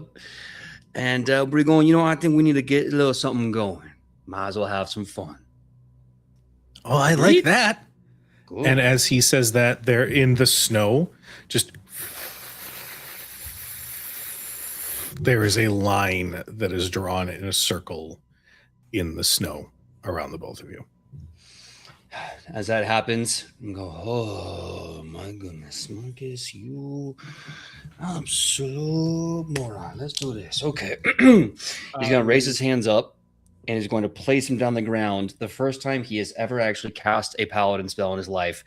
And he utters a short prayer as he says, an open heart tells no lies. And with that, light erupts as I cast Zone of Truth. And I look to Puck and I say, remember now, we willingly play this game. And that is as if to say, please don't roll a wisdom saving throw or charisma and just do it. Up to you. You're the GM, but holy crap, please. No. Please. Okay. And he's sort of like, his upper body doesn't move, but his legs just fold in until he lowers into crossed legs on the ground. So Marcus is going to follow suit. An open heart tells no lies. Puck, do you mind if, since this is a fair exchange of questions, if my friends also ask you questions too, but they won't be taking any of the responsibility. This is our game after all. Okay. Okay. Good. So basically, this game, tit for tat, and my friends got my back. So I'll start and then you go. How about that? Sounds good. Great. Who in the group chat, he's like, so I got permission for you all to feed me questions. So if you have any better ideas, please give me a question. Until then, I'm just gonna just riff with it. And the first question, okay, he did not say yes. oh, that's a good point. Okay, first question. We're in their domain, not yours. Very fair. First question, more of a point of clarification, but still a yes or no question of sorts. You did say okay. Is that basically you're allowing us to do what I just previously said? Yes. I'm giving an affirmative that would be allowed. Oh, consent is always key. Well, that's my first question. Yours is next, and back in the mind, he goes, oh, so now we can do this. Anyone, anytime, just chime in when you got something. Why didn't you go to find your childhood home?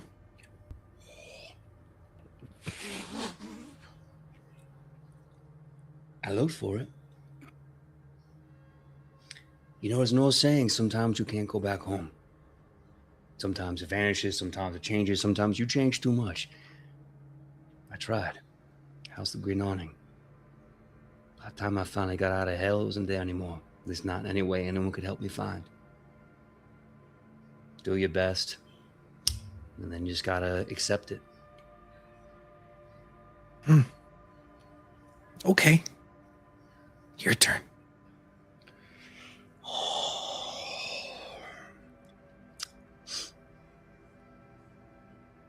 Now, out of character, PJ knows why Udazesh is here. And I know they've kind of talked a little bit about it. But I don't know if they've actually said full blank why Udazesh is important in this narrative.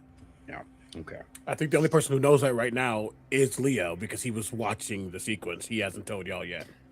Okay. Yeah, Yeah. I wasn't sure if we were in the mind palace when that happened. That was the detect thoughts. That was just him digging through. That was yeah. I think more out of y'all's safety than the not, because that was just a scary thing to potentially be dealing with. Okay. Well, then above table, a bit of a meta question. Do we feel that it is appropriate, or whatever, to try and broach that subject in character? If you want to start with a softball, you could ask if Anaya and Udazash are okay, Also, a good metric. just to see how we respond to that before we do anything sketchy. Good. So I reach out through the Zone of Truth and I say, our friends Anaya and Udi, we love them to pieces. Them, are they okay where they at? They're safe. Udazash is having a bit of a difficult discussion with Queen Mab, but she's safe. Safer than out there. And Anaya, she's also safe, but tucked away. More for our safety than hers. My turn. Go right ahead. And this time, he doesn't look directly at Marcus. He looks directly at Leo.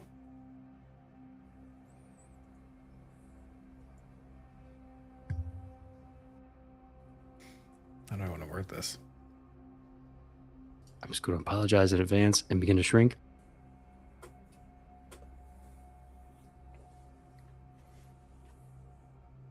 How does it feel to know that your power came from Roderick? I am not the one playing your silly fucking game. He is. I could ask any question.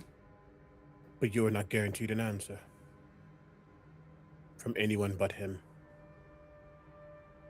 No Very rules good. have changed. But if you really want to know, he created a monster, and his death would be his fault. Understood. But you caught on to my attempt to throw things a little. My mind isn't like theirs. Understand this now, before you regret it. Oh, we know. That's why all of you came down. It was originally just going to be you and Udazash. But we know you have a link to everybody else telepathically. And if you know, then that means that they all could know. So they all had to come down here.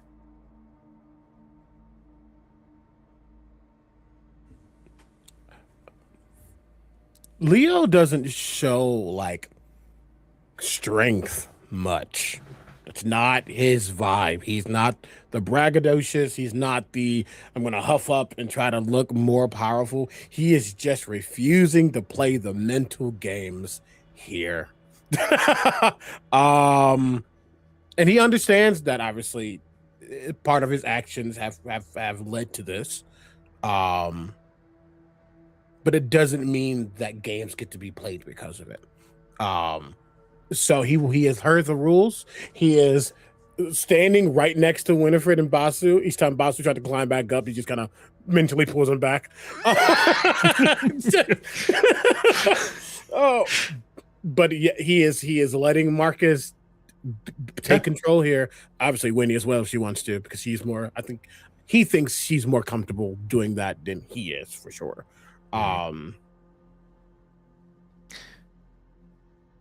When he doesn't get anything from you, he looks back at Marcus. Sorry, I had to try. I'll make my question easy for you then. Okay. He's already asked when it's technically your turn because he broke his own rules. Sorry, what are your pronouns? I want to hate you correctly. Oh, they, them. Wonderful. Your turn, Marcus. They failed. Oh, thank you. And thank you. Yes, they definitely did. So let's see.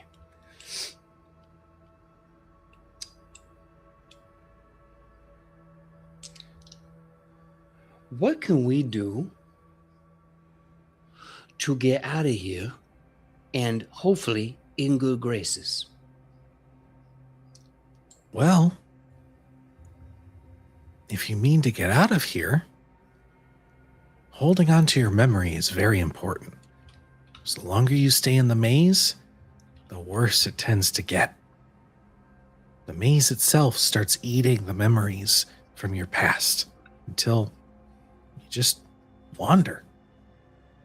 But in good graces, I would think my blessing would work.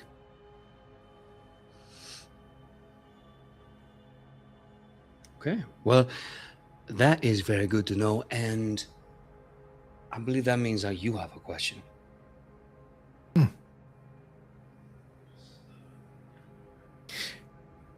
If Lathander hadn't saved you, and you were still at Asmodeus's call, what would you have done when he would have told you to kill Winifred? There's definitely a long pause. Winnie goes dead quiet, doesn't move, doesn't look at anyone but Puck. And with that, Marcus says, I would have fought like hell to piss that devil off. And since that never happened, I can never say for sure. But I know I would rather be a dog on a chain than hurt the only good thing that happened to me.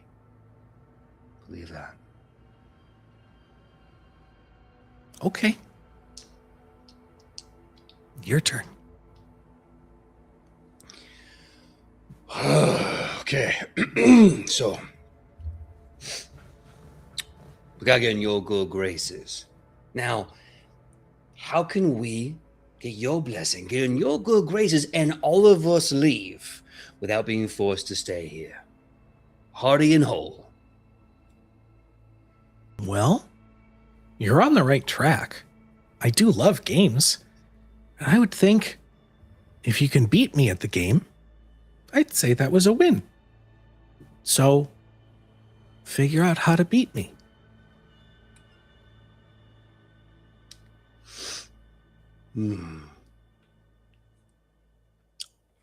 Touche, Conan. Okay, so preparing a game of questions. As I said, the rules are first person to lie or can't answer loses. That seems to be this game. My question to you is, would this be the game that we have to win to get out?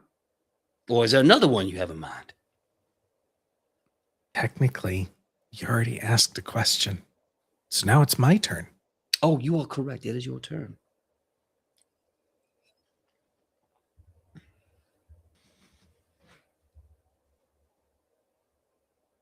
You've made a lot of deals with the intent of giving yourself power.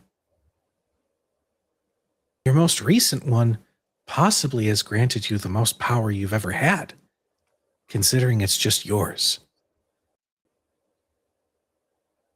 How long do you think it'll be before you recognize this next deal as just another chain around your neck?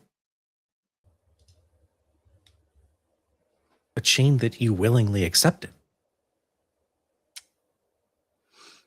You see, Marcus is actually having a moment of introspection and reflection. He goes,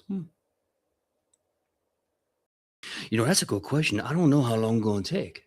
Because by you asking that question, you could plant the seed of doubt in my mind, and it could take tomorrow. It could take another 20, 30 years of my life. It could take until the very end. I don't know. Because perspective and perception are all based on a reflection. And so long as there's no contradictions, well, then I would never know. So quite honestly, the only answer to that is that it is metaphorically and metaphysically impossible to have a timeline for something that has not happened yet. Did that answer your question? Because I believe it did. Oh, you're good at this game. I'm from hell. We pretty good at bullshit. Oh, God. It's a fake laugh. What the shit? I don't like it. I don't like any of it. Oh God. Okay. Peach, can I try something? Oh, absolutely. That's why I got us all in this mess, so we can all get out together. I've been Okay. waiting for somebody to make this character laugh for years. Oh my god. Woody Marcus. It's the Titus laugh. It's the worst. I hate it so much. As this back and forth is happening, Winnie's just watching. Her eyes are darting back and forth between Marcus and Puck and Marcus and Puck and Marcus and Puck. She's kind of tapping the nail of one finger against the pad of her thumb and just mumbling under her breath in Sylvan, "Where only the lost remain. Where only the lost remain. Where only the lost. We're not lost."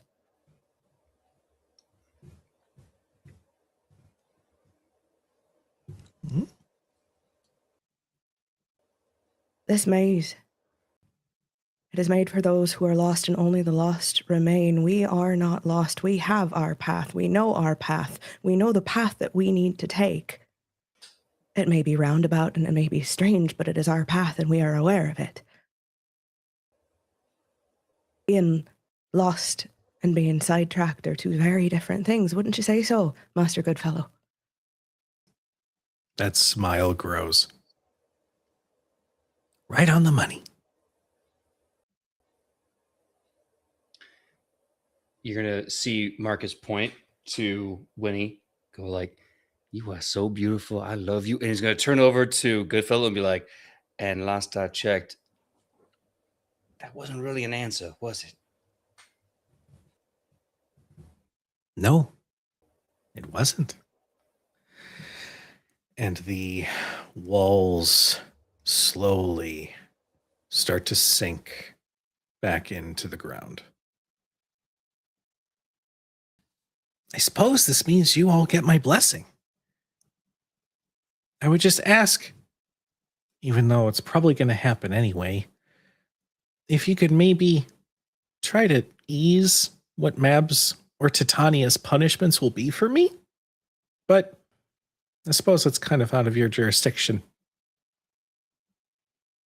I don't think anybody can change the mind of a Queen of Fairy, Master Goodfellow. I think you know that as well as anyone does. Yeah. But this was a lot of fun.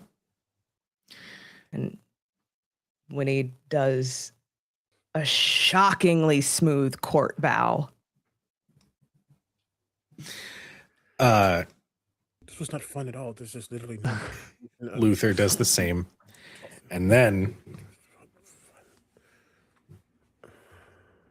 holds their hands out. Give me your hands Winnie? if we be friends. Like And to all of Robin us? shall Or, restore amends. oh, you motherfuck. You absolute fuck. To Winnie.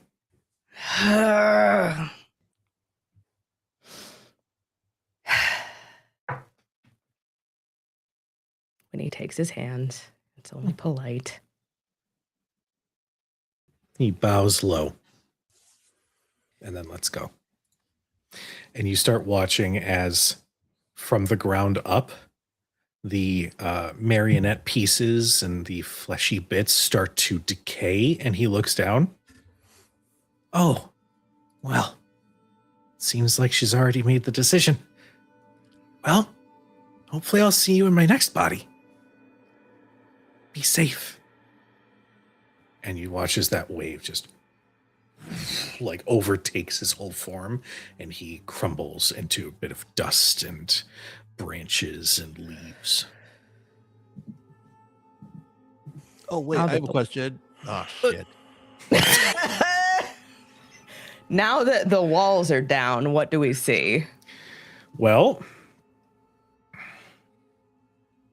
you see many things. First off, you are on what looks like the base of a mountain where there's dead trees that make up a forest around you, but this is some sort of a clearing. And you can see a couple of skeletons that look like they've been here for quite some time, that have been buried by the snow and the ice.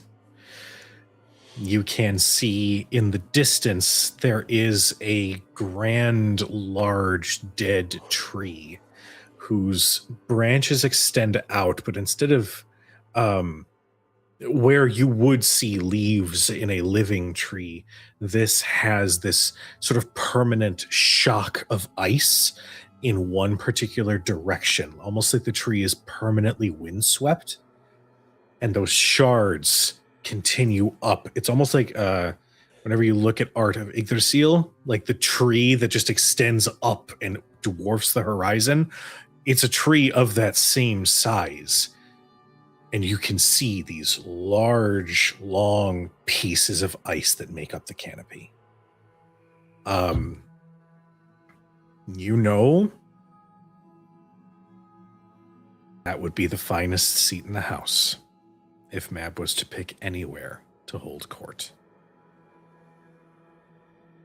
Oh, she's put us right on her front doorstep.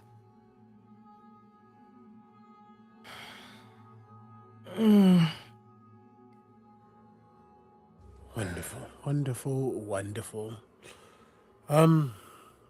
Remind me that when this is all done, to fortify myself against the Fae. So, just so we are all clear, based on what that one said, looking now, at the dust and branch pile,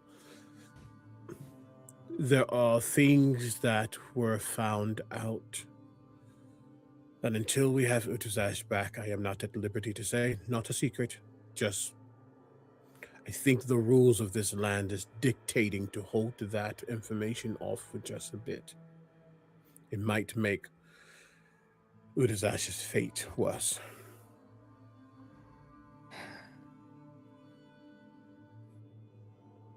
Understood. So that got us out of the maze, but we're still in the Fae. Considering the rest of our party are here somewhere, I don't think we're not leaving without them. Okay. How does one leave in general? There are planar magics that you could access to essentially shift your way to another realm. Winnie actually kind of tips her head like she's hearing something. I can get us home. Okay. He turns. How?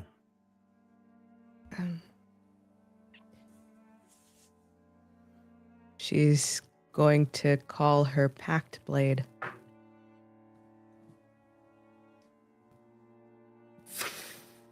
Just see this burst of shadow. Isn't that Trinity's? It was. She gifted it to me, and I know, it just Yep. you never used it until now. I wasn't much of a fighter. But I know what we're up against, and I figured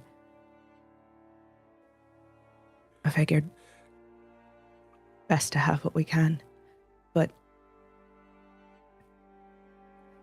I think I can get us home when the time comes.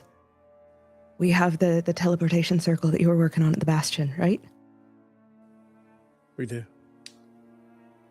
That's all I need. Maybe I don't understand the Fae. I don't understand where your power comes from. But there's a chance we need to have been on the same plane of existence, and if we are not in the material anymore, that connection point might be cut off. You might be able to slice through it, though. I don't know.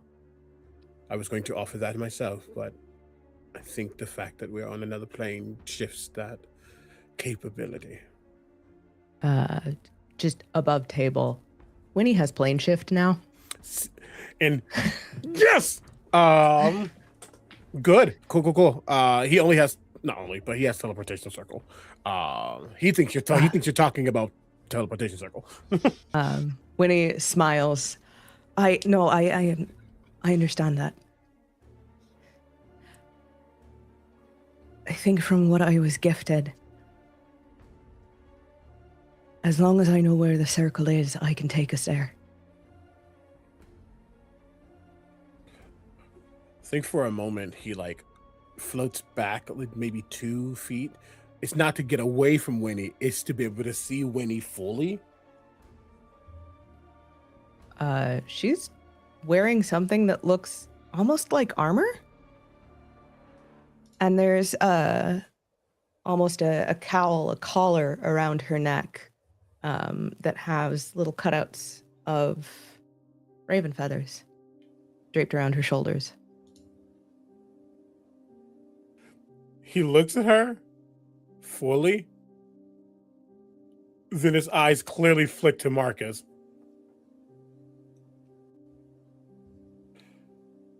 Okay, wonderful. Great. It looks good. That's a lot. When? We haven't exactly had time to sit down and talk about it now, have we? No, we haven't. And that's okay. Let's find our friends. Hi.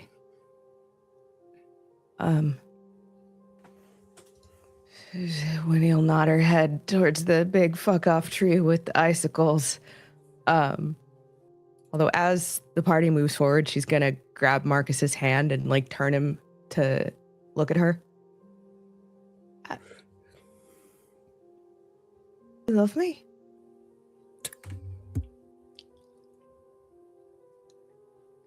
I can't tell a lie and it's not the truth. Share.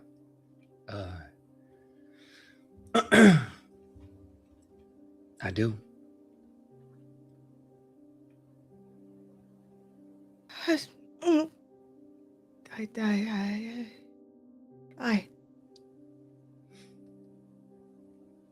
love you too.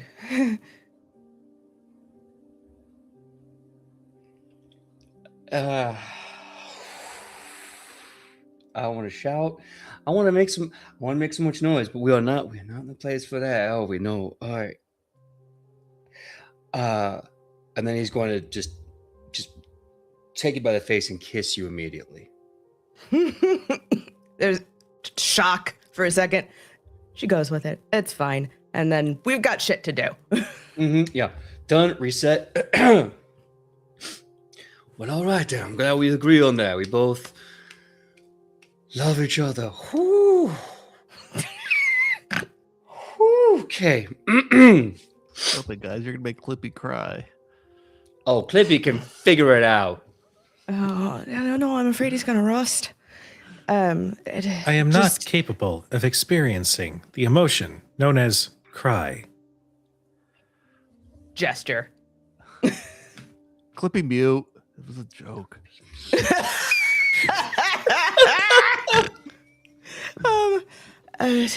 All right. Cujo, I have a lot of various forms of Fey lore bouncing around in my head. What sort of warnings would Winnie be able to give party members who perhaps have not dealt with Fey on their home turf? Do not accept gifts. Always be respectful. And know who it is that you are talking to. Those are essentially the big three. I mostly want to make sure food and drink aren't a problem. Mm-hmm. Are they? Fuck me. Fuck me, fuck me, fuck me, fuck me, fuck me. Because that could technically be a gift. Ass, balls, shit, damn. So I think Winnie's rattling these off as we're walking towards this big tree. And she just freezes, looks, don't accept anything to eat or drink. Do not.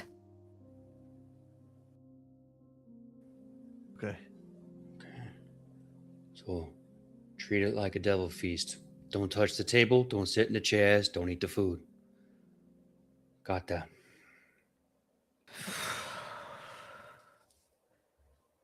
All right.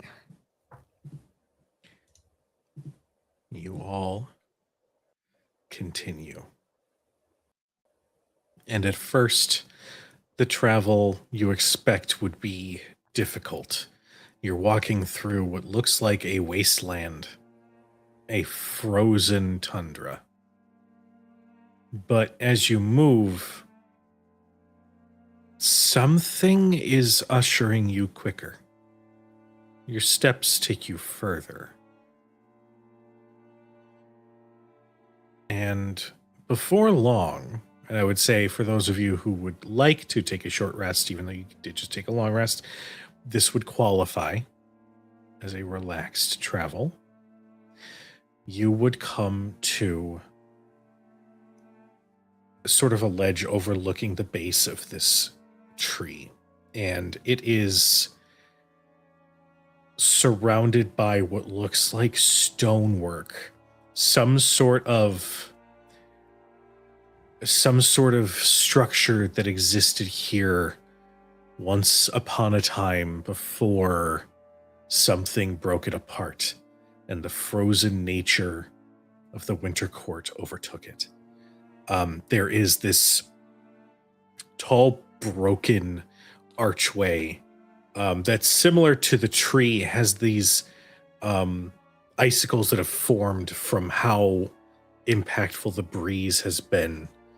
You see just these pockets of what look like would be rooms, but the walls have long since been broken down. There's nothing left, but you do see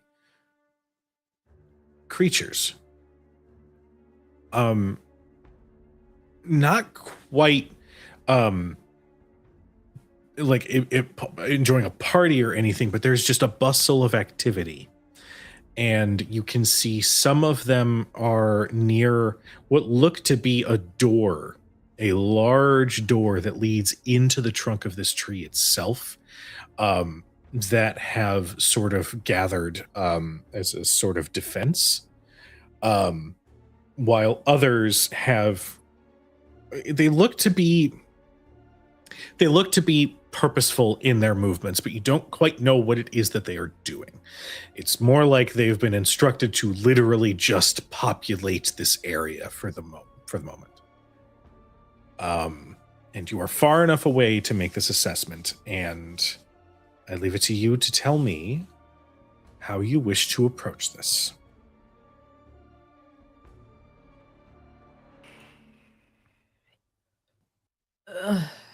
Respect in all things, right?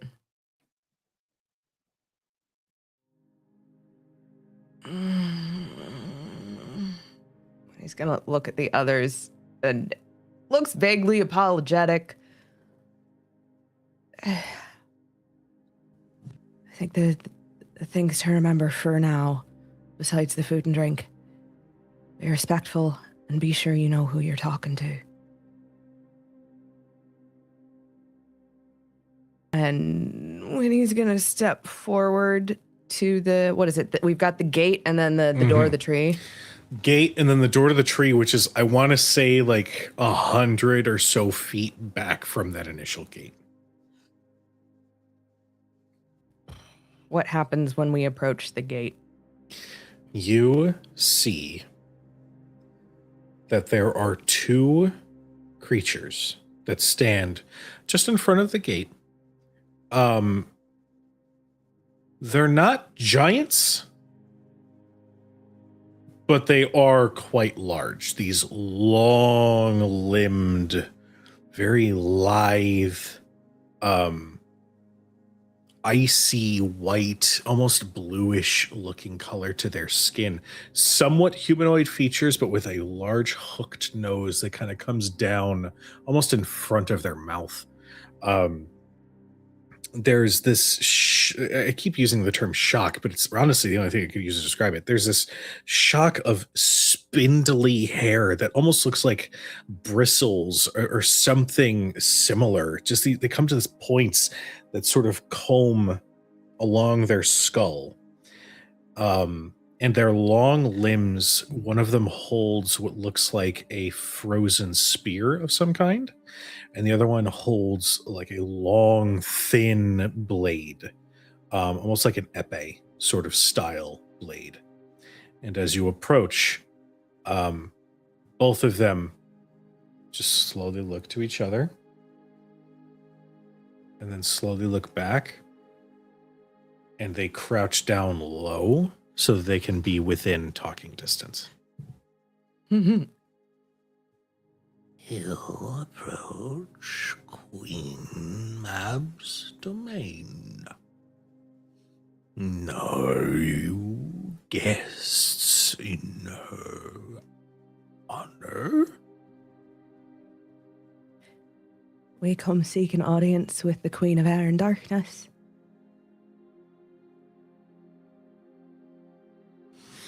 And who makes this request?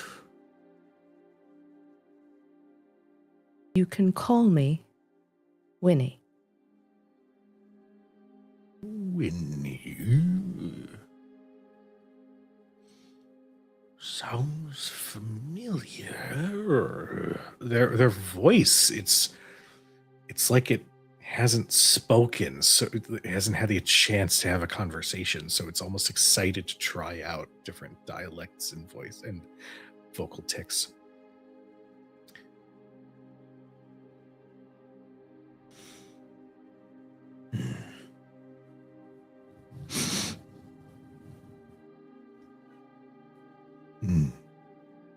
They step aside.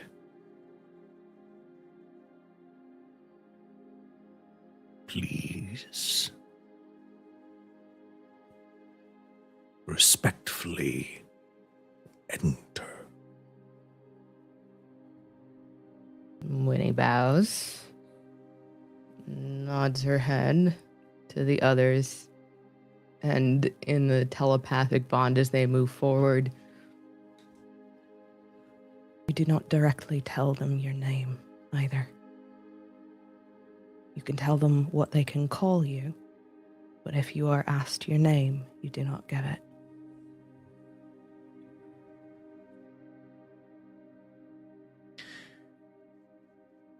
You all walk by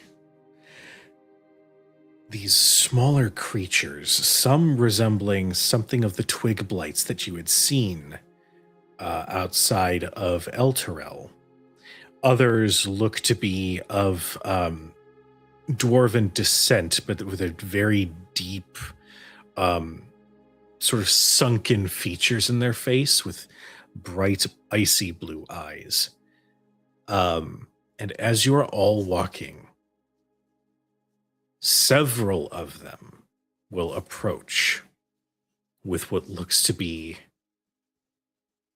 tea, or hot chocolate, or a blanket, or something similar. Basically, all of these creatures are approaching with the intent to make an offer until... No, stay away from friend. You just see one twig blight with a branch slap the ground near these other creatures, and they scatter. And this twig blight turns. It's been a while. Soldier. Hi. They wave with the stick. Marcus immediately stands tall and salutes and goes, "Is that my good soldier boy I see before me?" Oh. They put the stick down and then they salute. You here for Mab?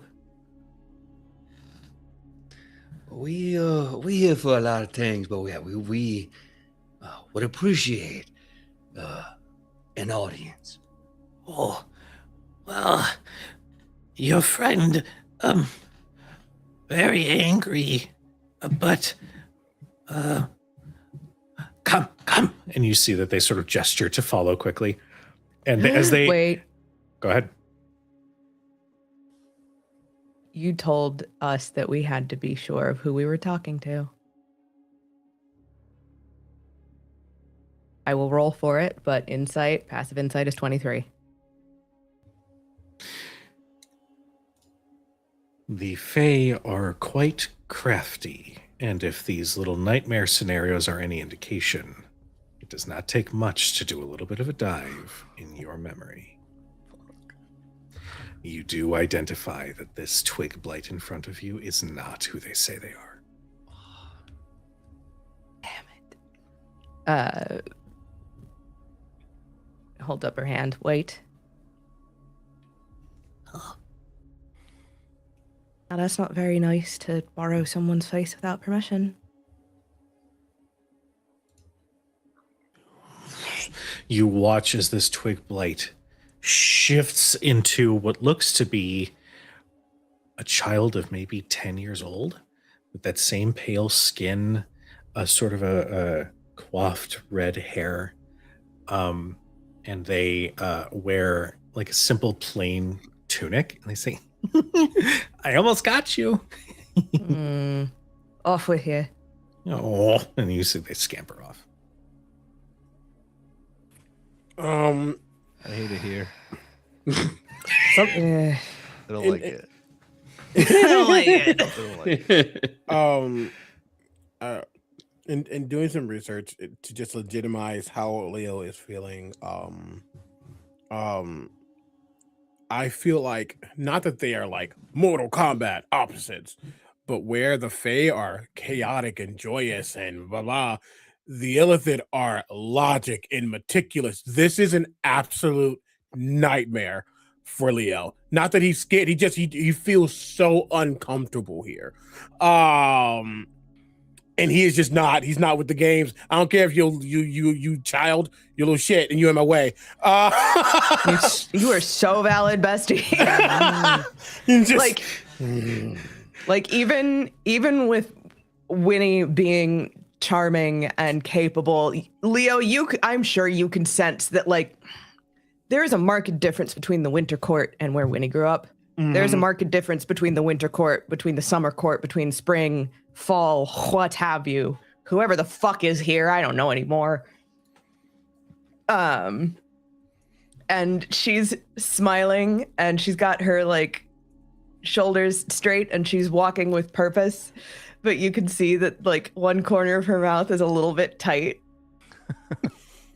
She's trying to The customer service smile. Yeah, no, she's got the customer service smile on right now. She's just kind of, there's a knock on Leo's door. Oh, it is opened. Yeah. If it makes you feel, Go ahead. sorry, go ahead. No. If it makes you feel any better, the Winter Court is usually the worst of it. These games feel unnecessary, and whatever feelings that Queen is having, she can have them without getting in our damn way. That is the problem with this plane as a whole. It is pure emotion. It is every dream, every story, every fairy tale, all of it crammed into one spot. And dreams have no logic.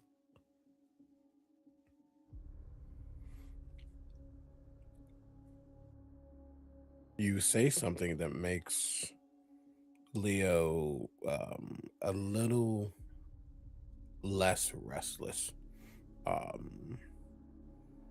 because he is realizing very slowly that whether she has more power or not is not really the case. They might have brought in the wrong person. But he's quiet. He's just gonna let this be until he's too done. It's above him. It's above him now. It's above you. I think Winnie does reach out and just sort of squeeze his hand like a couple of times. It's definitely like, I'm sorry, buddy. You just get, I'm so sorry. You get like the typical kind of viscous film that is like Meh. on the skin of him typically, but he typically hides it. Oh no, you Meh. feel it. You feel it on your hand. It's a little goopy. Someone tried to turn her into a hag. I'm sure she's been rolled around and worse.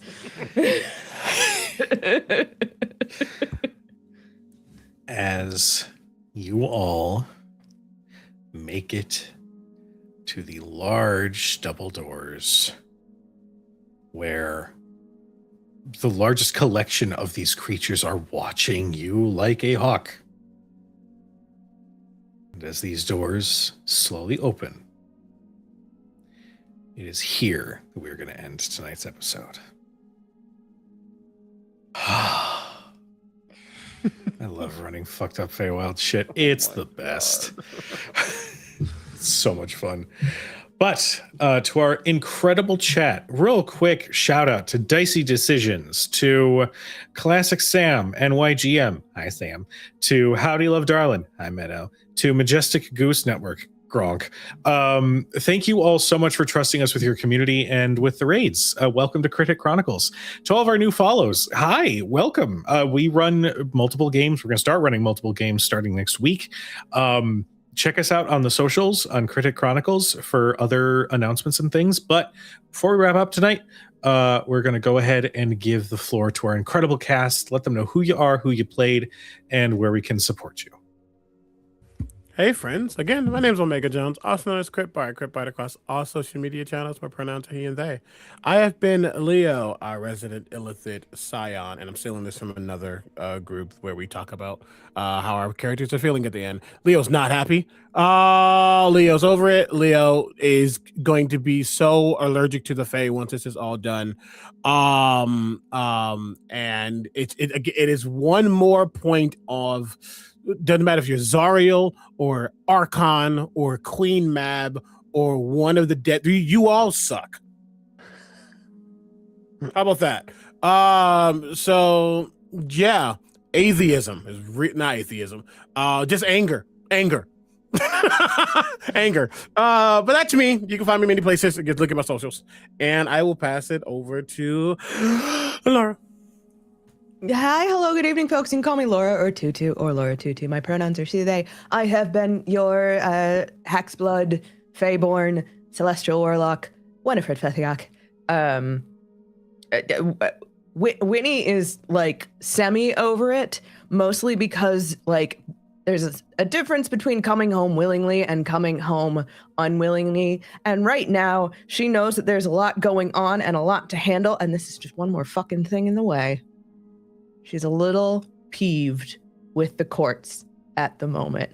Also, she knows what else is waiting in the Feywild for her. Other than that, if you want to see what else I do and what else I get up to, you can check out my website, lauratutu.com. The biggest and baddest thing that I will be doing is going to Darkness Emergent Los Angeles, the big old Vampire the Masquerade LARP set up by By Night Studios. That is May 21st through the 25th at the Millennium Biltmore Hotel in Los Angeles. There are still tickets available. That shit's dope. So you should probably grab those tickets and head on out to play vampires with me. Hello, everyone. I've been Tony Rodriguez. You can find me all across the internet as Encounter Smith. I have been Basu Brightbolt, our little gnomish artificer, and he is feeling extremely out of place. He's never left the material plane before, and this is a lot for him to process, but he is looking forward to finding out new things and how this place doesn't make sense. Yeah, that's me. Hello, everyone. My name is PJ. Find me all over the internet at PJ McGaw. But what is Marcus feeling? Marcus is feeling. Have you ever got a Christmas present and a tax audit on the same day? Like that, like that. Like that. That's what it is. Oh, the love of my life. We love each other. Oh my God, it's so amazing. What? The Fae, soldier isn't soldier. He's confused, is what I'm getting at. And we're just gonna have to go with the punches, the bunches of punches until something lands. But until then, As I said earlier, I'm PJ McGaw. You can find me all over the internet at PJ McGaw. If you see the bearded face, you're in the right place. And I'm very happy and excited to announce that if you are in the Valley, the LA area, somewhere around Burbank, and you're like, I want to go to a D&D event. I want to play a game with PJ as my dungeon master. Well, good news. Starting May 16th, we're going to be having D&D events at Geeky Teas in Burbank, and I'm going to be one of the core dungeon masters there. If you want to play with me, look at my socials. There's going to be a link where you can buy tickets to play with me directly. So keep looking out for that. Love to have you. Love to tell fun stories and have awesome moments with y'all. Other awesome things. Keep looking here for more shows. Something really cool is going to be coming sometime in May as well over here at Crit Hit Chronicles, and I'll tell you more when the time has come for that. And everything else is there on my socials. Go check it out. I'm a TTRPG writer, performer, producer, and now I have a serious addiction to Magic the Gathering. It's a problem. Anyway, over to you, Cujo. And I am Cujo. I have been your chronicler for this evening. You can find me all over the place at the Cujo Plays Games, or you can check out Crit Hit Chronicles for official show announcements, updates, highlights, that sort of thing. As mentioned before break, we have 2 new shows starting next week, both of which are exploring Daggerheart in very different settings. One is using Daniel the DM's freelancers sci-fi setting, which is, God damn it, it's so cool. And the other is a group collaborative setting that we have developed all at the table together. That cast is incredible. We all had some really, really cool ideas to bring into a setting that we all put together live. It's going to be great. There's going to be some fun stuff coming out of that. So definitely tune in for those. If you like the voices of mine and Laura's, you could check out The Road to Hell, a Hunter the Reckoning Chronicle over at Messy Crit Productions. Award-winning. The award-winning, multiple award nominated. I might be nominated for an award. It sounds so shitty. But yes, go check that out if you're a fan of the dark and or mysterious and or horror coded stories. I think that's it for right now. I can't think of anything else. So we're going to go ahead and get a raid set up for Smoking Glue Guns, who is playing some Daggerheart right now. Let me get that done. Glue Guns. Okay. But in the meantime, we love you. We appreciate you. Please be nice to each other.